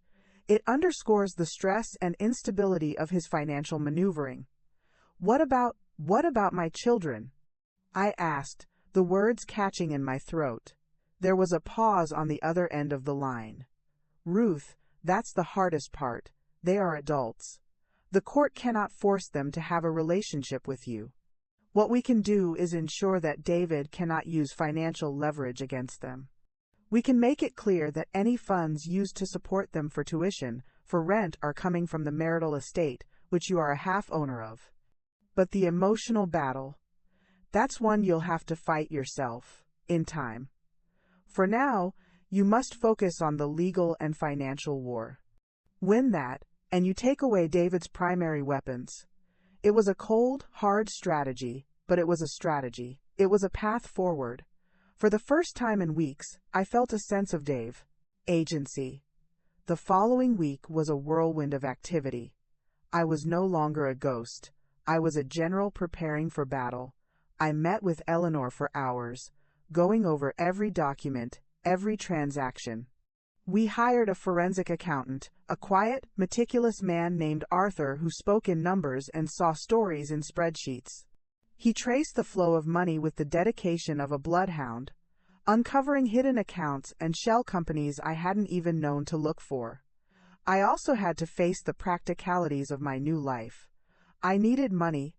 Our joint accounts were frozen pending the injunction, and my personal account had barely enough to cover groceries. With Clara's stern encouragement, I opened my own bank account. Then, I did something I hadn't done in 25 years. I went job hunting. It was a humbling, terrifying experience. My degree in literature was a dusty relic. My resume was a blank page. My skill set seemingly confined to party planning and conflict resolution within a PTA committee. But desperation is a great motivator. I walked into a small, independent bookstore in the next town over, a place called The Final Chapter, which I thought was either terribly named or brilliantly ironic. The owner, a woman about my age named Brenda with kind eyes and a streak of purple in her gray hair, listened to my fractured story. I gave her the abridged version, recent separation, need to work, and took a chance on me. "Can you alphabetize?" she'd asked. "By author, or by title?" I'd replied. She'd smiled. "You'll do." The pay was minimal, but it was mine. The first time I handed a customer a book and they thanked me, a tiny, fragile sense of pride bloomed in my chest. I was Ruth Miller, and I could alphabetize. It was a start. The legal battles began in earnest. The hearing for the temporary injunction was held in a cold, imposing courtroom. David was there, flanked by Robert Thorne. He looked pale and thinner, but his expression was one of smug contempt. He didn't look at me. I sat beside Eleanor, my back straight, my hands folded in my lap to hide their trembling. His lawyer argued that I was an unstable spouse, that my accusations were fantasy, that David was the victim of a gold-digging wife seeking to profit from his illness. He presented my snooping as a violation of trust, so profound it negated any so-called evidence I had found. Then it was Eleanor's turn. She was magnificent.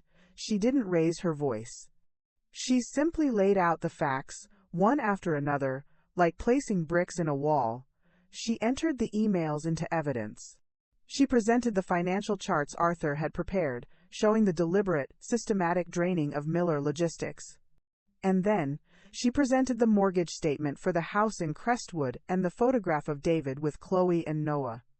"Your Honor," Eleanor said, her voice calm and clear, "this is not a case of marital discord. This is a case of financial fraud and deliberate dissipation of marital assets. My client is not unstable. She is a victim. She is not seeking to profit. She is seeking to prevent her husband from leaving her and her adult children destitute while he funds a second, secret family." Judge Albright, a woman with a sharp gaze and a no-nonsense demeanor, looked from Eleanor to David's lawyer, her expression unreadable. She didn't even need to retire to her chambers. "Motion granted," she said, her gavel hitting the block with a definitive crack. "All assets of David Miller, including those held in the names of Miller Logistics and Summit Forwarding, are hereby frozen pending the outcome of this divorce. Mr. Miller is to vacate the marital home at 214 Elm Street within 48 hours, and Mrs. Miller is granted exclusive use. Mr. Miller will provide full financial disclosure within 30 days. Case adjourned for 60 days. I felt the air leave my lungs in a great whoosh. We had won. The first battle. David stood up, his face a thundercloud of fury. For a second, his eyes met mine across the courtroom. The contempt was still there, but now it was mixed with something else. Something that looked very much like fear. He had thought I was finished. He had thought the grieving, betrayed wife would simply fade away. But as I walked out of that courtroom, my head held high, my aunts on either side of me like steadfast sentinels, I knew the truth. The will to fight had been found. And the woman who emerged from the ashes was someone he had never met. Victory in a courtroom is a strange, sterile thing. It comes with the crack of a gavel, a pronouncement from the bench, a flurry of paperwork. It does not, however, come with an apology. It does not heal the wounds or silence the ghosts. Walking out of the courthouse that day, with the legal right to return to my own home, I felt a grim satisfaction, but no joy. The house on Elm Street was no longer a home. It was a crime scene I was being sent back to inhabit. David had 48 hours to vacate.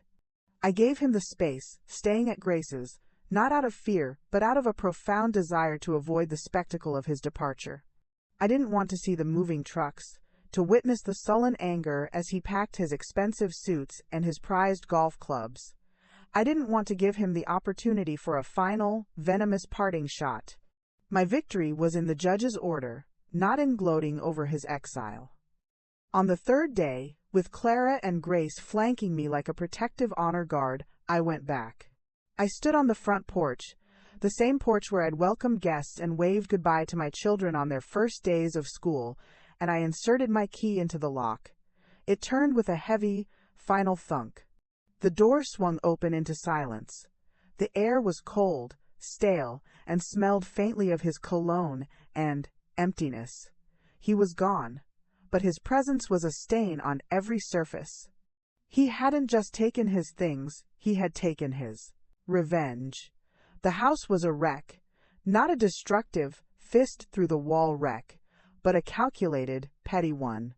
Furniture was shoved out of place. Drawers were left hanging open, their contents spilling out.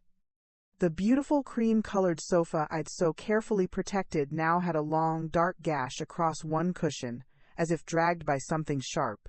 In the kitchen, the contents of the pantry and fridge were mixed together in a grotesque salad on the floor: flour, sugar, ketchup, milk, a ruined carton of eggs, a sticky, congealing mess. It was the act of a spiteful child. A final message: you may have won the house, but I can still make it unlivable. Clara surveyed the damage, her lips pressed into a thin line. Small man, small actions, she declared, her voice echoing in the vast, violated space. He thinks this hurts you. He doesn't understand that you've already lost everything that mattered in this place. This is just cleaning. Grace immediately set to work, finding cleaning supplies under the sink, her gentle face set with a determined kindness. We'll have it sorted in no time, Ruthie, don't you worry. But I wasn't worried. I was numb. The vandalism was so pathetic, so transparent, it couldn't even touch the deeper hurt. I walked through the rooms, my footsteps echoing. I saw the ghost of our life together, everywhere the faint outline on the wall where a painting had hung, the empty space in the garage where his car had been, the silence in the rooms that had once held my children's laughter. I ended up in his study. This was the epicenter, the inner sanctum from which he had orchestrated our ruin. It was the only room he had left pristine. The desk was clear, the filing cabinet stood locked, the laptop was gone. It was as if he had sanitized the scene of the crime. But he had forgotten, or perhaps been too arrogant to consider, that the evidence was no longer just here. It was in a forensic accountant's office, and in the formidable mind of Eleanor Vance. The legal victory had granted us access to everything. The frozen assets meant David was financially handcuffed. The order for full financial disclosure was a search warrant for his entire life. And now, the real excavation began. A few days later, I sat in Eleanor's conference room, across from Arthur, the forensic accountant. Spread out on the massive mahogany table were not just the documents I had stolen, but reams of new ones: bank records, tax returns, corporate filings that David had been forced to surrender.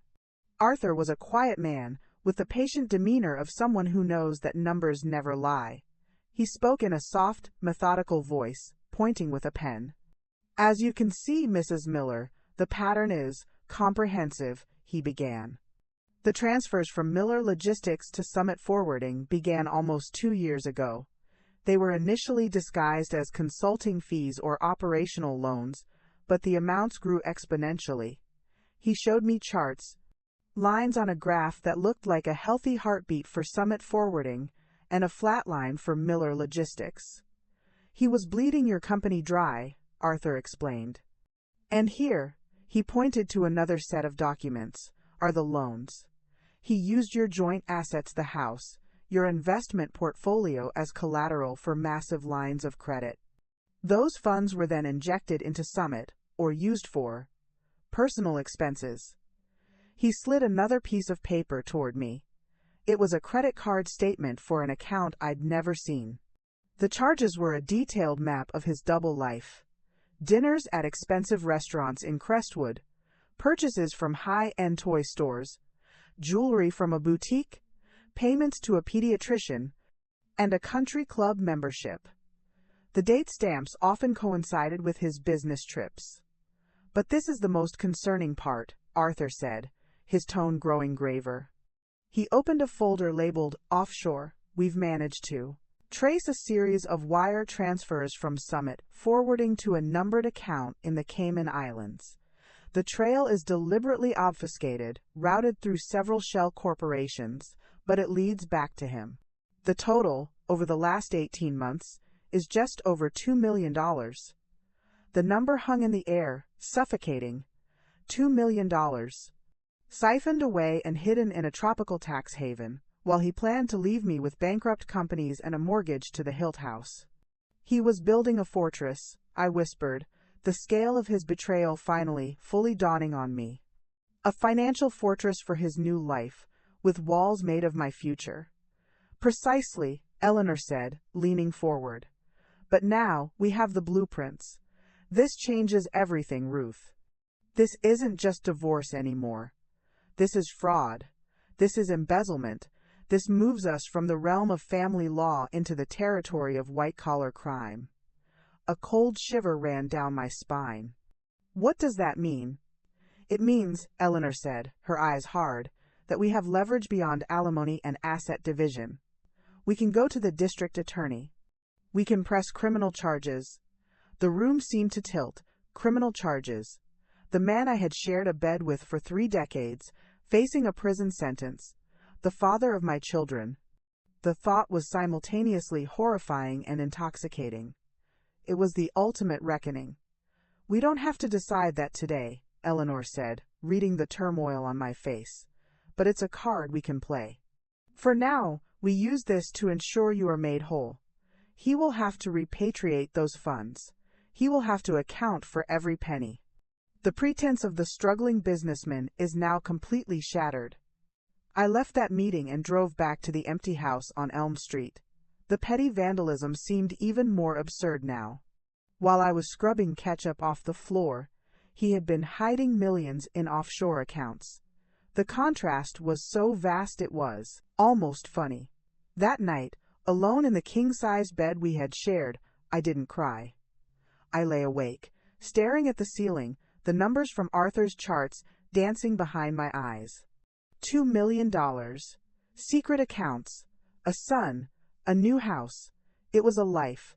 A complete and total life, running parallel to mine, funded by my ignorance. I thought of the young, vibrant Chloe, so sure of her place in his world.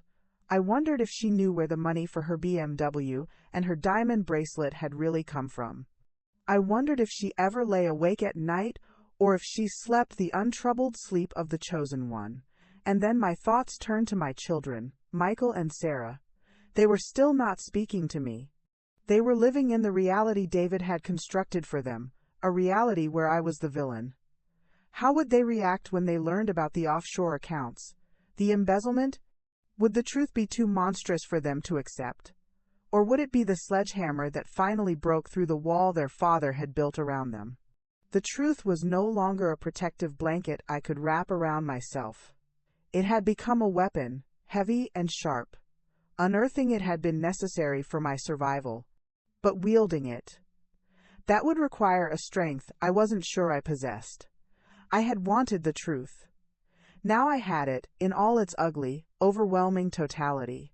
And I was left with the terrifying knowledge that knowing the truth and knowing what to do with it were two very different things. If you have never sat in a courtroom as the central figure in a divorce, you cannot understand the particular brand of soul-scorching humiliation it entails. It is a public autopsy of a private death. Every dream, every intimacy, every whispered promise in the dark is hauled into the fluorescent light and picked over by lawyers in expensive suits, their language sterile and sharp as scalpels. The temporary orders had been a skirmish. This was the main offensive.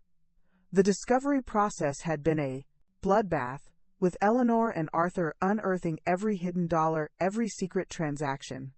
David, forced into a corner, had lawyered up with a vengeance, and Robert Thorne fought every inch of the way, filing endless motions, obfuscating, delaying.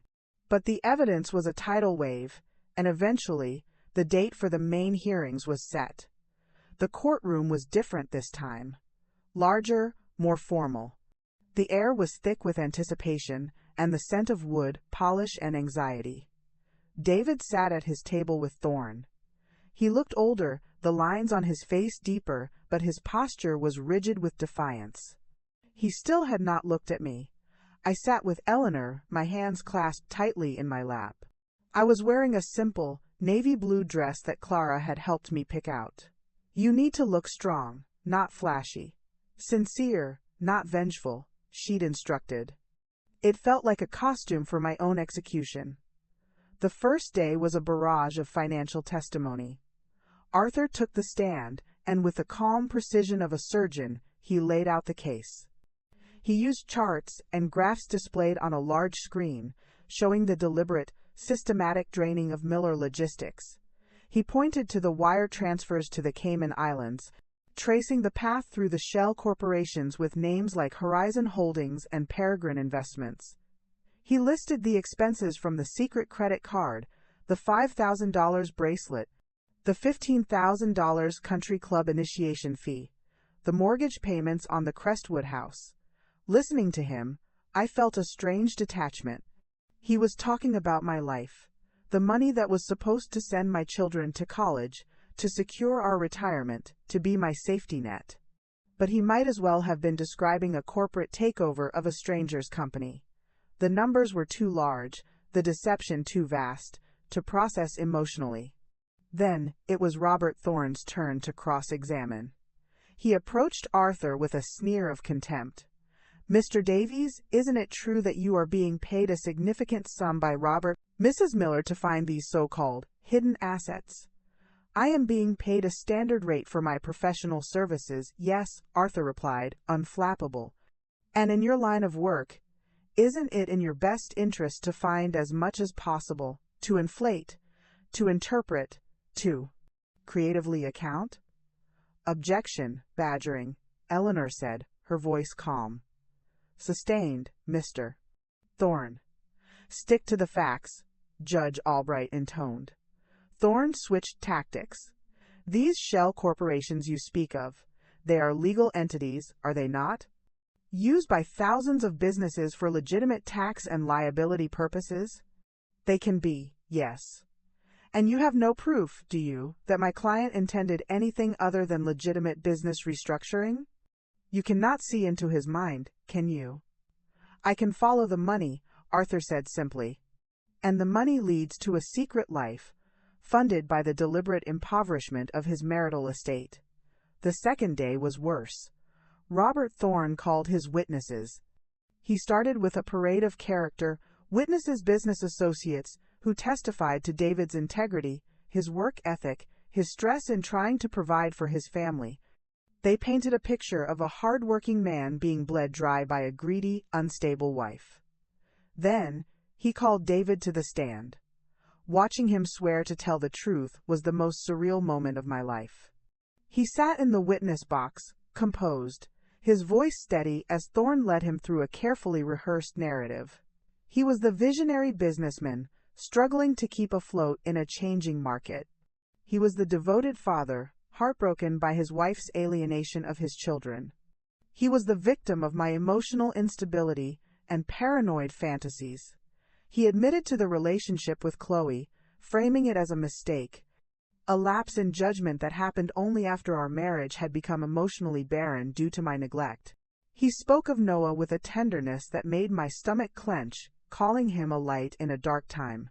He made it sound like a tragic romance, not a calculated double life. Then, Eleanor stood up for cross-examination. She approached the stand slowly, a panther sizing up her prey. "Mr. Miller, you described your relationship with Miss Summers as a mistake. How long has this mistake been going on?" David shifted in his seat. I'm not sure of the exact date." "Would it help if I told you the first email we have in evidence is from 3 years and 4 months ago?" Eleanor asked, her voice sweet as poison. "I suppose that's possible. And this mistake includes the purchase of a home in Crestwood, correct? A home with a mortgage of $850,000. That's quite a substantial mistake, wouldn't you say?" "It was an investment," David said, his jaw tightening. "An investment you furnished with a $10,000 home theater system. An investment for which you paid a $15,000 country club fee. An investment where you and Miss Summers and your son live as a family," Thorne objected. "Relevance? Goes to dissipation of assets and intent, Your Honor," Eleanor said. "Overruled." "Answer the question, Mr. Miller." David glared at Eleanor. "We live there, yes. And during this time, you were also telling your wife, my client, that Miller Logistics was struggling, that you were under immense financial stress." "It was struggling. Struggling so much that you could funnel $2 million into a numbered account in the Cayman Islands?" Eleanor's voice cut through the room like a whip. David's composure cracked. "That was for business expansion, international ventures. Ventures you never disclosed to your wife? Ventures you hid behind a series of shell corporations? Is that how you treat a business partner, Mr. Miller? Or just a wife you no longer have use for?" The questioning went on for hours. Eleanor dismantled him, piece by piece, using his own documents, his own emails, his own financial records as her tools. She exposed the lie of every business trip, the hypocrisy of every claim of poverty. By the end, he was sweating, his answers becoming clipped and evasive. The image of the wronged, stoic businessman was in tatters. But the worst was yet to come. On the third day, Robert Thorne stood and said, "The respondent calls Chloe Summers to the stand." A side door opened, and she walked in. She was younger than I had imagined, maybe in her early 30s, with long, dark hair and a fragile prettiness. She was dressed demurely, a picture of innocence. She avoided my eyes as she was sworn in. Thorne's questioning was gentle, designed to paint her as another victim. She spoke in a soft, trembling voice about how David had told her he was in a loveless marriage, that he was trapped, that he and his wife lived separate lives. She talked about how he had promised her a future, how he was a wonderful father to Noah. She was the picture of the naive, trusting mistress, swept off her feet by a powerful man. Then it was Eleanor's turn. She stood, and the temperature in the room seemed to drop. "Miss Summers, you stated that Mr. Miller told you his marriage was over. Did he ever show you divorce papers?" "No, but he said," Eleanor interrupted. "But you never checked? You never wondered why this man, who you claim was so desperate to leave his wife, continued to live in the marital home, host social events with her, and present himself as a married man to the community?" Chloe looked flustered. "I trusted him." "Did you trust him when he bought you a diamond bracelet worth $5,000 while telling his wife they couldn't afford to repair the roof? Did you trust him when he paid for your BMW lease while telling his son he might have to drop out of college due to financial constraints?" Thorne shot to his feet. "Objection, harassment. Your Honor, I am establishing Miss Summers' willful ignorance, which goes to the character of both witnesses and the depth of the deception." Eleanor countered. "Overruled. Answer the question, Miss Summers." Chloe's lower lip trembled. I didn't know about that." "You didn't know?" Eleanor's voice was dripping with skepticism. "You lived in a house he paid for, drove a car he paid for, wore jewelry he paid for, and you never once asked where the money was coming from. Did it never occur to you that he was stealing from his wife and children to fund your lifestyle?" The young woman on the stand burst into tears. It was a messy, genuine sound in the sterile room. "He loved me. He loves Noah. We're a family." The words hung in the air, a direct echo of the life he had once promised me. I felt a pang of something that was not hatred, but a profound, weary pity. She was just a younger, more naive version of me, believing the story he was selling. She was another brick in the fortress, and she had no idea she was standing on a foundation of quicksand. The gavel cracked. "We'll take a 15-minute recess." I stood up and walked out of the courtroom on shaky legs, heading for the ladies' room. I splashed cold water on my face, staring at my reflection. I looked pale, but my eyes held a fire I didn't recognize. I had survived it. The humiliation, the lies, the brutal exposure. As I turned to leave, the door opened, and Chloe walked in. Her eyes were red and puffy. We stood there, the two women of David Miller's life, reflected in the mirror, trapped in a silence more eloquent than any testimony. She looked at my reflection, her face a mess of anger and shame. "You didn't have to do that to me," she whispered. I turned to face her, my own pain, a solid, steady weight inside me. "He did this to both of us," I said, my voice quiet but clear. "The only difference is, I finally opened my eyes." I walked out, leaving her alone with the shattered pieces of the fairy tale he had sold her. The courtroom was a chamber of pain, but walking out of it, I felt, for the first time, that I was leaving the pain behind. It belonged to him now. It was his to carry, they say. Justice is blind, but I've come to believe she's merely patient. She waits in the wings, watching the actors on the stage perform their lies and manipulations, biding her time for the perfect moment to make her entrance. Our courtroom drama had reached its climax. The evidence was in. The testimonies, however brutal, were over. All that remained was for the lawyers to make their closing arguments and for Judge Albright to deliver her verdict. The air in the courtroom was thick with a fatigued anticipation. We were all exhausted, hollowed out by the ugliness. Robert Thorne stood for his closing, his voice oozing a practiced sincerity. He painted David as a flawed but fundamentally good man, a captain who had made hard choices to save his sinking ship.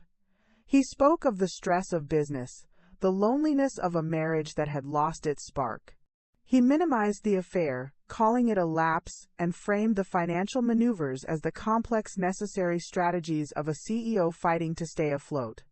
He portrayed me as a vengeful woman who, rather than working on the marriage, had chosen to burn the entire village to the ground. He asked the judge to see past the so-called evidence and recognize a human story of failure and redemption. It was a masterful performance. For a moment, listening to him, I felt a flicker of doubt. Had I been too harsh? Had I, in my pain, become the monster he was describing? Then, Eleanor Vance stood up. She moved to the center of the room, not with theatricality, but with a quiet, formidable authority. She didn't look at the judge immediately. She looked at me, then at David, her gaze lingering on him until the smugness faded from his face. "Your Honor," she began, her voice clear and calm, cutting through Thorne's lingering rhetoric. "This is not a story about a failed marriage. This is not a story about stress or loneliness or lapses in judgment. This is a story about a crime, a premeditated, meticulously executed, financial and emotional crime perpetrated by David Miller against his wife, Ruth Miller, and against his children, Michael and Sarah." She walked the judge through the timeline again, not with charts, but with a narrative precision that was devastating. For 30 years, Ruth Miller was the foundation. She was the silent partner, the keeper of the hearth, the steady hand that allowed David Miller to soar. And when he decided he wanted a new life, he didn't just walk away. He decided to pocket the foundation. Brick by brick, dollar by dollar, he dismantled the life they had built together, selling the materials to fund a new castle for himself elsewhere. He didn't just want to leave. He wanted to leave her in the crater. She detailed the offshore accounts, the shell companies, the secret mortgage. This wasn't a business strategy. This was a heist. And the target was his own family. She turned and pointed a finger at David. "He calls Ruth unstable, paranoid. But what is more unstable than a man who creates an entire secret life? What is more paranoid than a man who hides millions of dollars in offshore accounts, fearing the day his own deception would be uncovered? The instability, Your Honor, resides solely in the chair of the respondent." She finished with a simple, powerful statement. Ruth Miller is not asking for vengeance. She is asking for justice. She is asking for what is rightfully hers. She is asking for the return of the foundation that was stolen from her, so that she may have a chance, at 53 years old, to build a new life upon it. She sat down. The courtroom was utterly silent. I felt a tear trace a clean path down my cheek, the first tear I had shed in that room that wasn't born of pain, but of validation. Judge Albright adjusted her glasses. "This has been a thorough presentation from both sides. The court will take a brief recess before delivering its ruling." The gavel cracked. The spell was broken. People began to murmur and shuffle out. David and Thorne had their heads together, speaking in low, urgent tones. Eleanor gave my hand a reassuring squeeze. I needed air. I felt lightheaded, the emotional toll of the last 3 days crashing down on me. I walked out into the hallway, leaning against the cool marble wall, closing my eyes and taking deep, shuddering breaths. "Ruth?"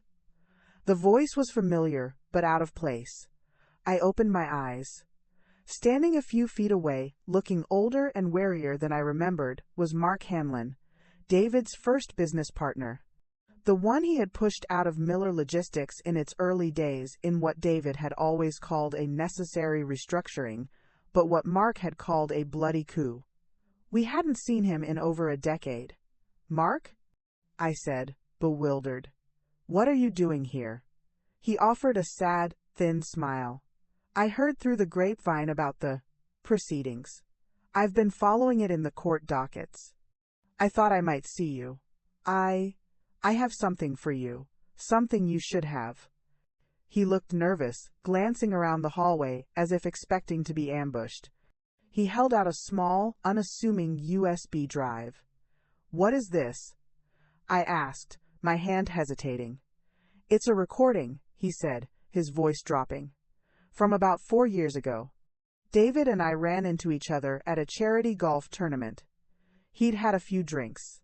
He was feeling triumphant. He started talking about the future, about his plans. My heart began to pound. What plans?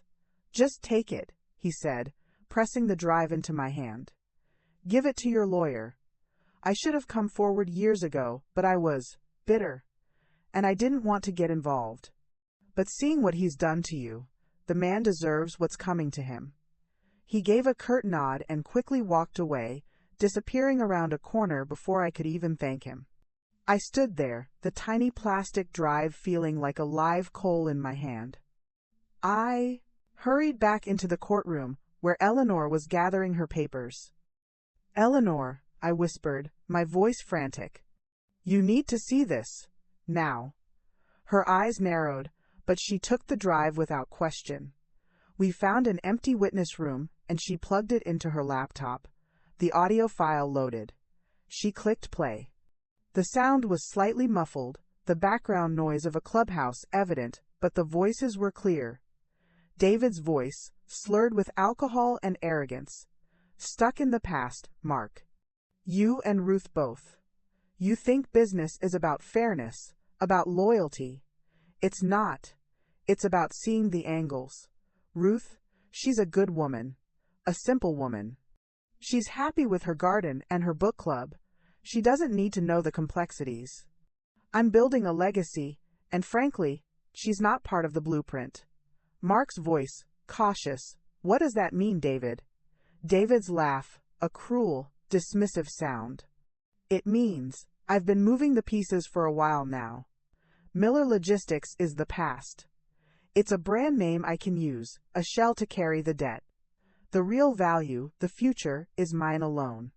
Summit Forwarding. Once the transfer is complete, I'll let Miller Logistics sink. The debt will be Ruth's problem.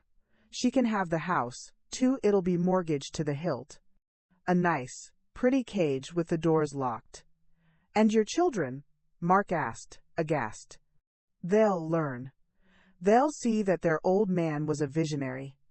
They'll come around. And if they don't, well, I'm building a new legacy too. A proper one. The recording ended. The room was silent. Eleanor and I stared at each other. This was more than evidence. This was a confession.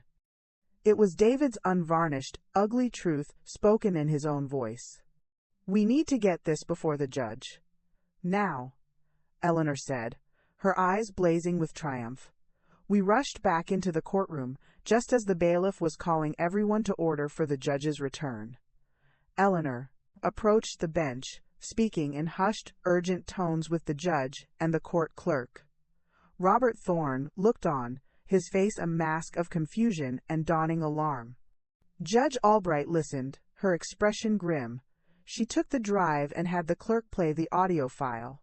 The recording filled the silent courtroom. A nice, pretty cage with the doors locked. I watched David as he heard his own voice. The color drained from his face. His shoulders slumped. The defiant, arrogant facade he had maintained for weeks crumbled into dust, revealing the small, terrified man underneath. It was the sound of his own soul, damning him. When the recording finished, the silence was absolute. Judge Albright looked at David, her gaze cold enough to freeze fire. It appears the court has been presented with new evidence, she said, her voice like chipped ice. A rather illuminating piece of evidence, at that. Mr. Thorne, does your client wish to dispute the authenticity of this recording? Thorne looked at David, who simply shook his head, staring at the floor, defeated. Judge Albright didn't even retire to her chambers. She picked up her gavel. Based on the overwhelming evidence of dissipation, fraud, and bad faith, the court finds in favor of the petitioner, Ruth Miller. David Miller is ordered to immediately repatriate all funds from offshore accounts into a court-controlled escrow account. All assets of Summit Forwarding are to be considered marital property and will be liquidated, with 100% of the proceeds awarded to Ruth Miller. The mortgage on the Elm Street property is to be satisfied by David Miller. Furthermore, given the egregious nature of his conduct, the court awards Ruth Miller 80% of the remaining liquid assets from Miller Logistics and orders David Miller to pay all of her legal fees, as well as ongoing spousal support. She continued, but the words began to blur together. I had won, not just a battle but the war. The fortress he had built had been breached, and the treasure was being returned to its rightful owner. I looked over at David. He was a broken man, the architect of his own ruin. The twist of fate hadn't been a random accident. It had been the karma of his own actions, delivered by a ghost from his past, arriving at the perfect moment to seal his fate. He thought he had planned for every contingency, but he had never planned on me finding my voice, or on the long, patient memory of justice. There is no sound more final than the crack of a gavel in a silent room. It is the period at the end of a long, painful sentence. When Judge Albright's gavel fell, pronouncing the end of my marriage and the utter dismantling of David's meticulously constructed fortress, the sound echoed not just in the courtroom, but in the very chambers of my soul. The immediate aftermath was a blur of stunned silence, followed by a flurry of activity. Robert Thorne was on his feet, sputtering objections, but the judge silenced him with a look that could have curdled milk. David did not move. He remained in his chair, his head bowed, his shoulders slumped in a posture of absolute defeat. The recording had been the kill shot. It had stripped him of his last defense, the pretense of good intentions. The man who had planned to leave me in a pretty cage was now the one trapped, cornered by the consequences of his own venom. Eleanor's hand was on my arm, a steadying pressure. "It's over, Ruth," she murmured. "You did it." I didn't feel triumphant. I felt empty, drained. The fight had been my purpose for so long, its sudden absence left a void. I watched as David was shepherded out by his lawyer, a broken king leaving his conquered kingdom. He did not look at me. There is a profound difference between winning and healing. The courtroom victory, the financial restitution, the stunned apology from my children, these were wins, hard-fought and deserved, but they were external. The healing, the true rebuilding, had to happen from the inside out, and it was a quieter, messier, more solitary process. The first and most symbolic act of rebuilding was letting go of the house on Elm Street. It had been my gilded cage, my battlefield, and finally, my trophy. But a trophy is just a reminder of a concluded conflict. I didn't want to live in a museum of my own pain. So, I called a realtor, a no-nonsense woman named Brenda, a different Brenda from the bookstore, a coincidence that made me smile, and put the house on the market. The process of preparing it for sale was its own form of therapy. I didn't just pack, I purged. I went through every closet, every drawer, every box in the attic. I donated the fine china we'd never used to a charity that assisted families, setting up new homes after fleeing domestic violence. The irony was not lost on me. I gave David's expensive suits to an organization that helped men re-entering the workforce. I wasn't being charitable. I was being surgical, removing the tumors of our shared life. The children came to help, their presence still a little stiff, but earnest. It was Sarah who found the box in the back of my closet. It was filled with my old life, the dog-eared paperbacks from college, a journal filled with terrible poetry, a pressed flower from my mother's garden, a sketch I'd made of a bookshop with a shaggy dog out front. "Mom," she said, holding up the sketch, her voice full of wonder. You wanted to open a bookshop? I took the yellowed paper from her. The lines were clumsy, the dream so young and bright it almost hurt to look at. A long time ago, I said softly. You should do it, Michael said, coming to look over her shoulder. He was holding a stack of my old literature textbooks. You could totally do it. The idea, spoken aloud by my son, who had once dismissed me as a bored housewife, felt like a key turning in a long, locked door. It wasn't a plan, not yet. But it was a seed. The house sold quickly, for a sum that left me financially secure for the rest of my life. With the proceeds, I did something entirely for myself.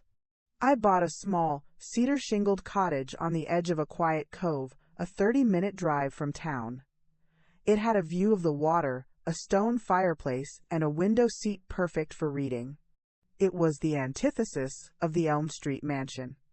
It was cozy, manageable, and utterly, completely mine. The first night I slept there, lulled by the sound of the waves, I experienced a peace so deep it felt like a forgotten memory. My job at the Final Chapter bookstore became my anchor. Brenda, the owner with the purple streak in her hair, never pried, but she listened when I needed to talk. She became a friend. I loved the simple, tangible work of it, the smell of old paper and fresh ink, the weight of a book in my hands, the quiet satisfaction of helping a customer find the exact story they were searching for. I was no longer just alphabetizing, I was learning the business, the distributors, the rhythm of inventory. The dream Michael had unearthed began to put down roots. Meanwhile, the fragile reconciliation with my children was a garden I tended with care and patience. We started with Sunday dinners at my cottage. The first few were awkward, the conversation tiptoeing around the elephant in the room. But slowly, over my homemade lasagna and Clara's sharp commentary, we found a new rhythm. We talked about Michael's classes, about Sarah's new job, about anything and everything except David. He was the ghost at our table. We learned through the grapevine that he had moved into a small apartment in a neighboring town. The district attorney had, indeed, opened an investigation, and the threat of criminal charges hung over him like a shroud. He had tried to contact the children, but his attempts were full of self-pity and blame-shifting. They were slowly, painfully, learning to see him without the filter of his manipulation. It was a loss for them, a different kind of loss than mine, and my heart ached for them even as I celebrated their growing clarity. If you had told me, in the depths of my despair in that hospital hallway, or sobbing on Grace's kitchen floor, that I would one day feel a sense of gratitude for the path I had walked, I would have thought you were cruel or insane. Gratitude for betrayal? For heartbreak? For the utter demolition of the life you knew? It seems a perverse notion. And yet, as I sit here now, in the gentle light of a rising sun painting the sea in hues of rose and gold, I feel it. Not for the pain itself, but for the woman the pain forged. It has been 2 years since the gavel fell. 2 years since the world knew my name not as David Miller's wife, but as Ruth Miller, the woman who refused to be finished. The cottage is no longer new, it is home. Every scuff on the floorboards, every shelf crammed with books, every herb thriving in my small garden is a testament to a life lived on my own terms. The silence here is no longer empty. It is filled with the music of the tides and the quiet hum of my own contentment. The bookshop, the final chapter, is now Ruth's Volume 2. Brenda had laughed through her tears when I told her the new name. Perfect, she'd said, just perfect. It is everything I ever sketched in that long-ago journal and more. We have the reading nook for children, with bright cushions and a low table for juice and cookies during Saturday story time. And we have Barnaby, a shaggy, gentle rescue dog of indeterminate breed who snores contentedly by the door, welcoming every customer with a lazy thump of his tail. The shop is a success, but not in the way David would have measured it. The profit margins are slim, the worries are real, but the richness it brings to my life is immeasurable. I know my customers by name. I know which books will mend a broken heart, which will ignite a young mind, which will provide a perfect escape on a rainy afternoon. I have created a community, A small, warm world built on stories and connection. It is a legacy I am proud of. My children are a regular, vibrant part of my life. The reconciliation was not a single event, but a continuous process of building something new and more honest. Michael comes by the shop often, using his business acumen, now tempered with a deep-seated integrity his father lacked, to help me with the accounts. Sarah spends her weekends with me, often bringing friends who marvel at the cool little bookshop by the cove. They see me now, not as an extension of their father, but as a person. A person who is flawed, who is still healing in some ways, but who is strong and happy and whole. We speak of David rarely. The criminal investigation was settled with a plea deal, no prison time, but a permanent stain on his record and a mountain of court-ordered financial penalties that will keep him humble for the rest of his days. He lives in a city a few hours away, a ghost of his former self. The children see him occasionally, out of a sense of duty that is now free of illusion.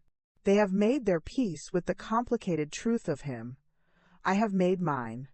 The anger is gone, replaced by a distant, almost clinical pity. He is a cautionary tale, not a monster haunting my present. Auntie Grace and Auntie Clara are still my pillars, though our roles have shifted. Grace, whose empathy was my shelter in the storm, now comes to me for advice about her garden club, her eyes shining with pride at the woman I've become. Clara, the general who commanded my army, now sits in my bookshop, sipping tea and offering her blunt, unvarnished opinions on my latest inventory, a rare, soft smile gracing her lips when she thinks I'm not looking. I am no longer their project, I am their peer. This morning, as I sit on my porch with a steaming mug of tea, Barnaby at my feet, I think of you, whoever you are, listening to this. Perhaps you are in the midst of your own storm. Perhaps you are feeling that same crushing weight, that same terrifying uncertainty I felt.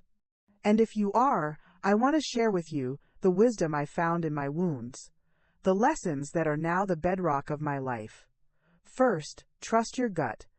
That little voice, that feeling in the pit of your stomach, it is your most ancient, most loyal protector. I spent years quieting mine, telling it was irrational, emotional, wrong. I called it intuition and dismissed it as less than David's cold, hard logic. But my gut knew. It knew long before my mind could accept the evidence. Your gut knows too. Do not let anyone, no matter how charming or authoritative, convince you to ignore it. It is the first and most important line of defense you have. Second, your vulnerability is not a weakness, it is the birthplace of your strength. For so long, I saw my capacity for love, my desire for connection, as a flaw that David had exploited. I thought I needed to become harder, colder, more like him to survive. But that is a lie. It was my softness, my ability to feel the deep, shattering pain, that allowed me to also feel the profound joy of my new life. The courage to be vulnerable, to admit I was hurt, to ask for help from my aunts, to open my heart cautiously to my children again, that was the real courage. The wall you build to keep out pain also keeps out joy. Learn to be a gardener, not a fortress. Third, and this is the hardest one, you must learn to be the hero of your own story. For decades, I was a supporting character in David's narrative. The devoted wife. The nurturing mother. I derived my worth from my utility to his plot. When he wrote me out of his story, I felt I had ceased to exist. It took losing everything to understand that I was the author all along. You are the author of your life, you hold the pen. The circumstances may be brutal, the plot twists cruel, but the narrative voice, the theme, the ultimate meaning, that is yours to write. Do not give your pen away. And finally, understand that the end of one story is never the end of your story. When David left, when my children turned away, when I lost the house and the life I knew, I truly believed it was over. The finale, a tragic one, but it was just a chapter. A devastating, painful, necessary chapter. We are so quick to write the end when things fall apart. But life is not a single book, it's a series. Sometimes a beloved character is written out. Sometimes the setting changes dramatically, but the protagonist you continue. Your story was just beginning, and the next volume can be more beautiful and more true than you can possibly imagine from the darkness of your current chapter. The sun has fully risen now, setting the whole cove ablaze with light. Barnaby stirs, wagging his tail as he senses the day beginning. In an hour I will open the doors to Ruth's Volume 2. There will be deliveries to unpack, stories to read to wide-eyed children, conversations to be had with lonely souls seeking solace in the pages of a book. There is lasagna to make for Sunday dinner with Michael and Sarah. There is a life to be lived. They thought I was finished. David, in his arrogance, believed he had penned my final sentence. But he was wrong. The pain did not finish me. It refined me. The betrayal did not destroy me. It forced me to find a strength I never knew I possessed. My dear listener, if you take nothing else from my long and winding story, take this. No one, no matter how powerful they seem, no matter how deeply they have hurt you, gets to write your ending. That power is yours, and yours alone. Your story is always just beginning. Now, go and write a magnificent one. Up next, 2 more incredible stories are waiting for you right on your screen. If you enjoyed this one, you won't want to miss these. Just click to watch and don't forget to subscribe.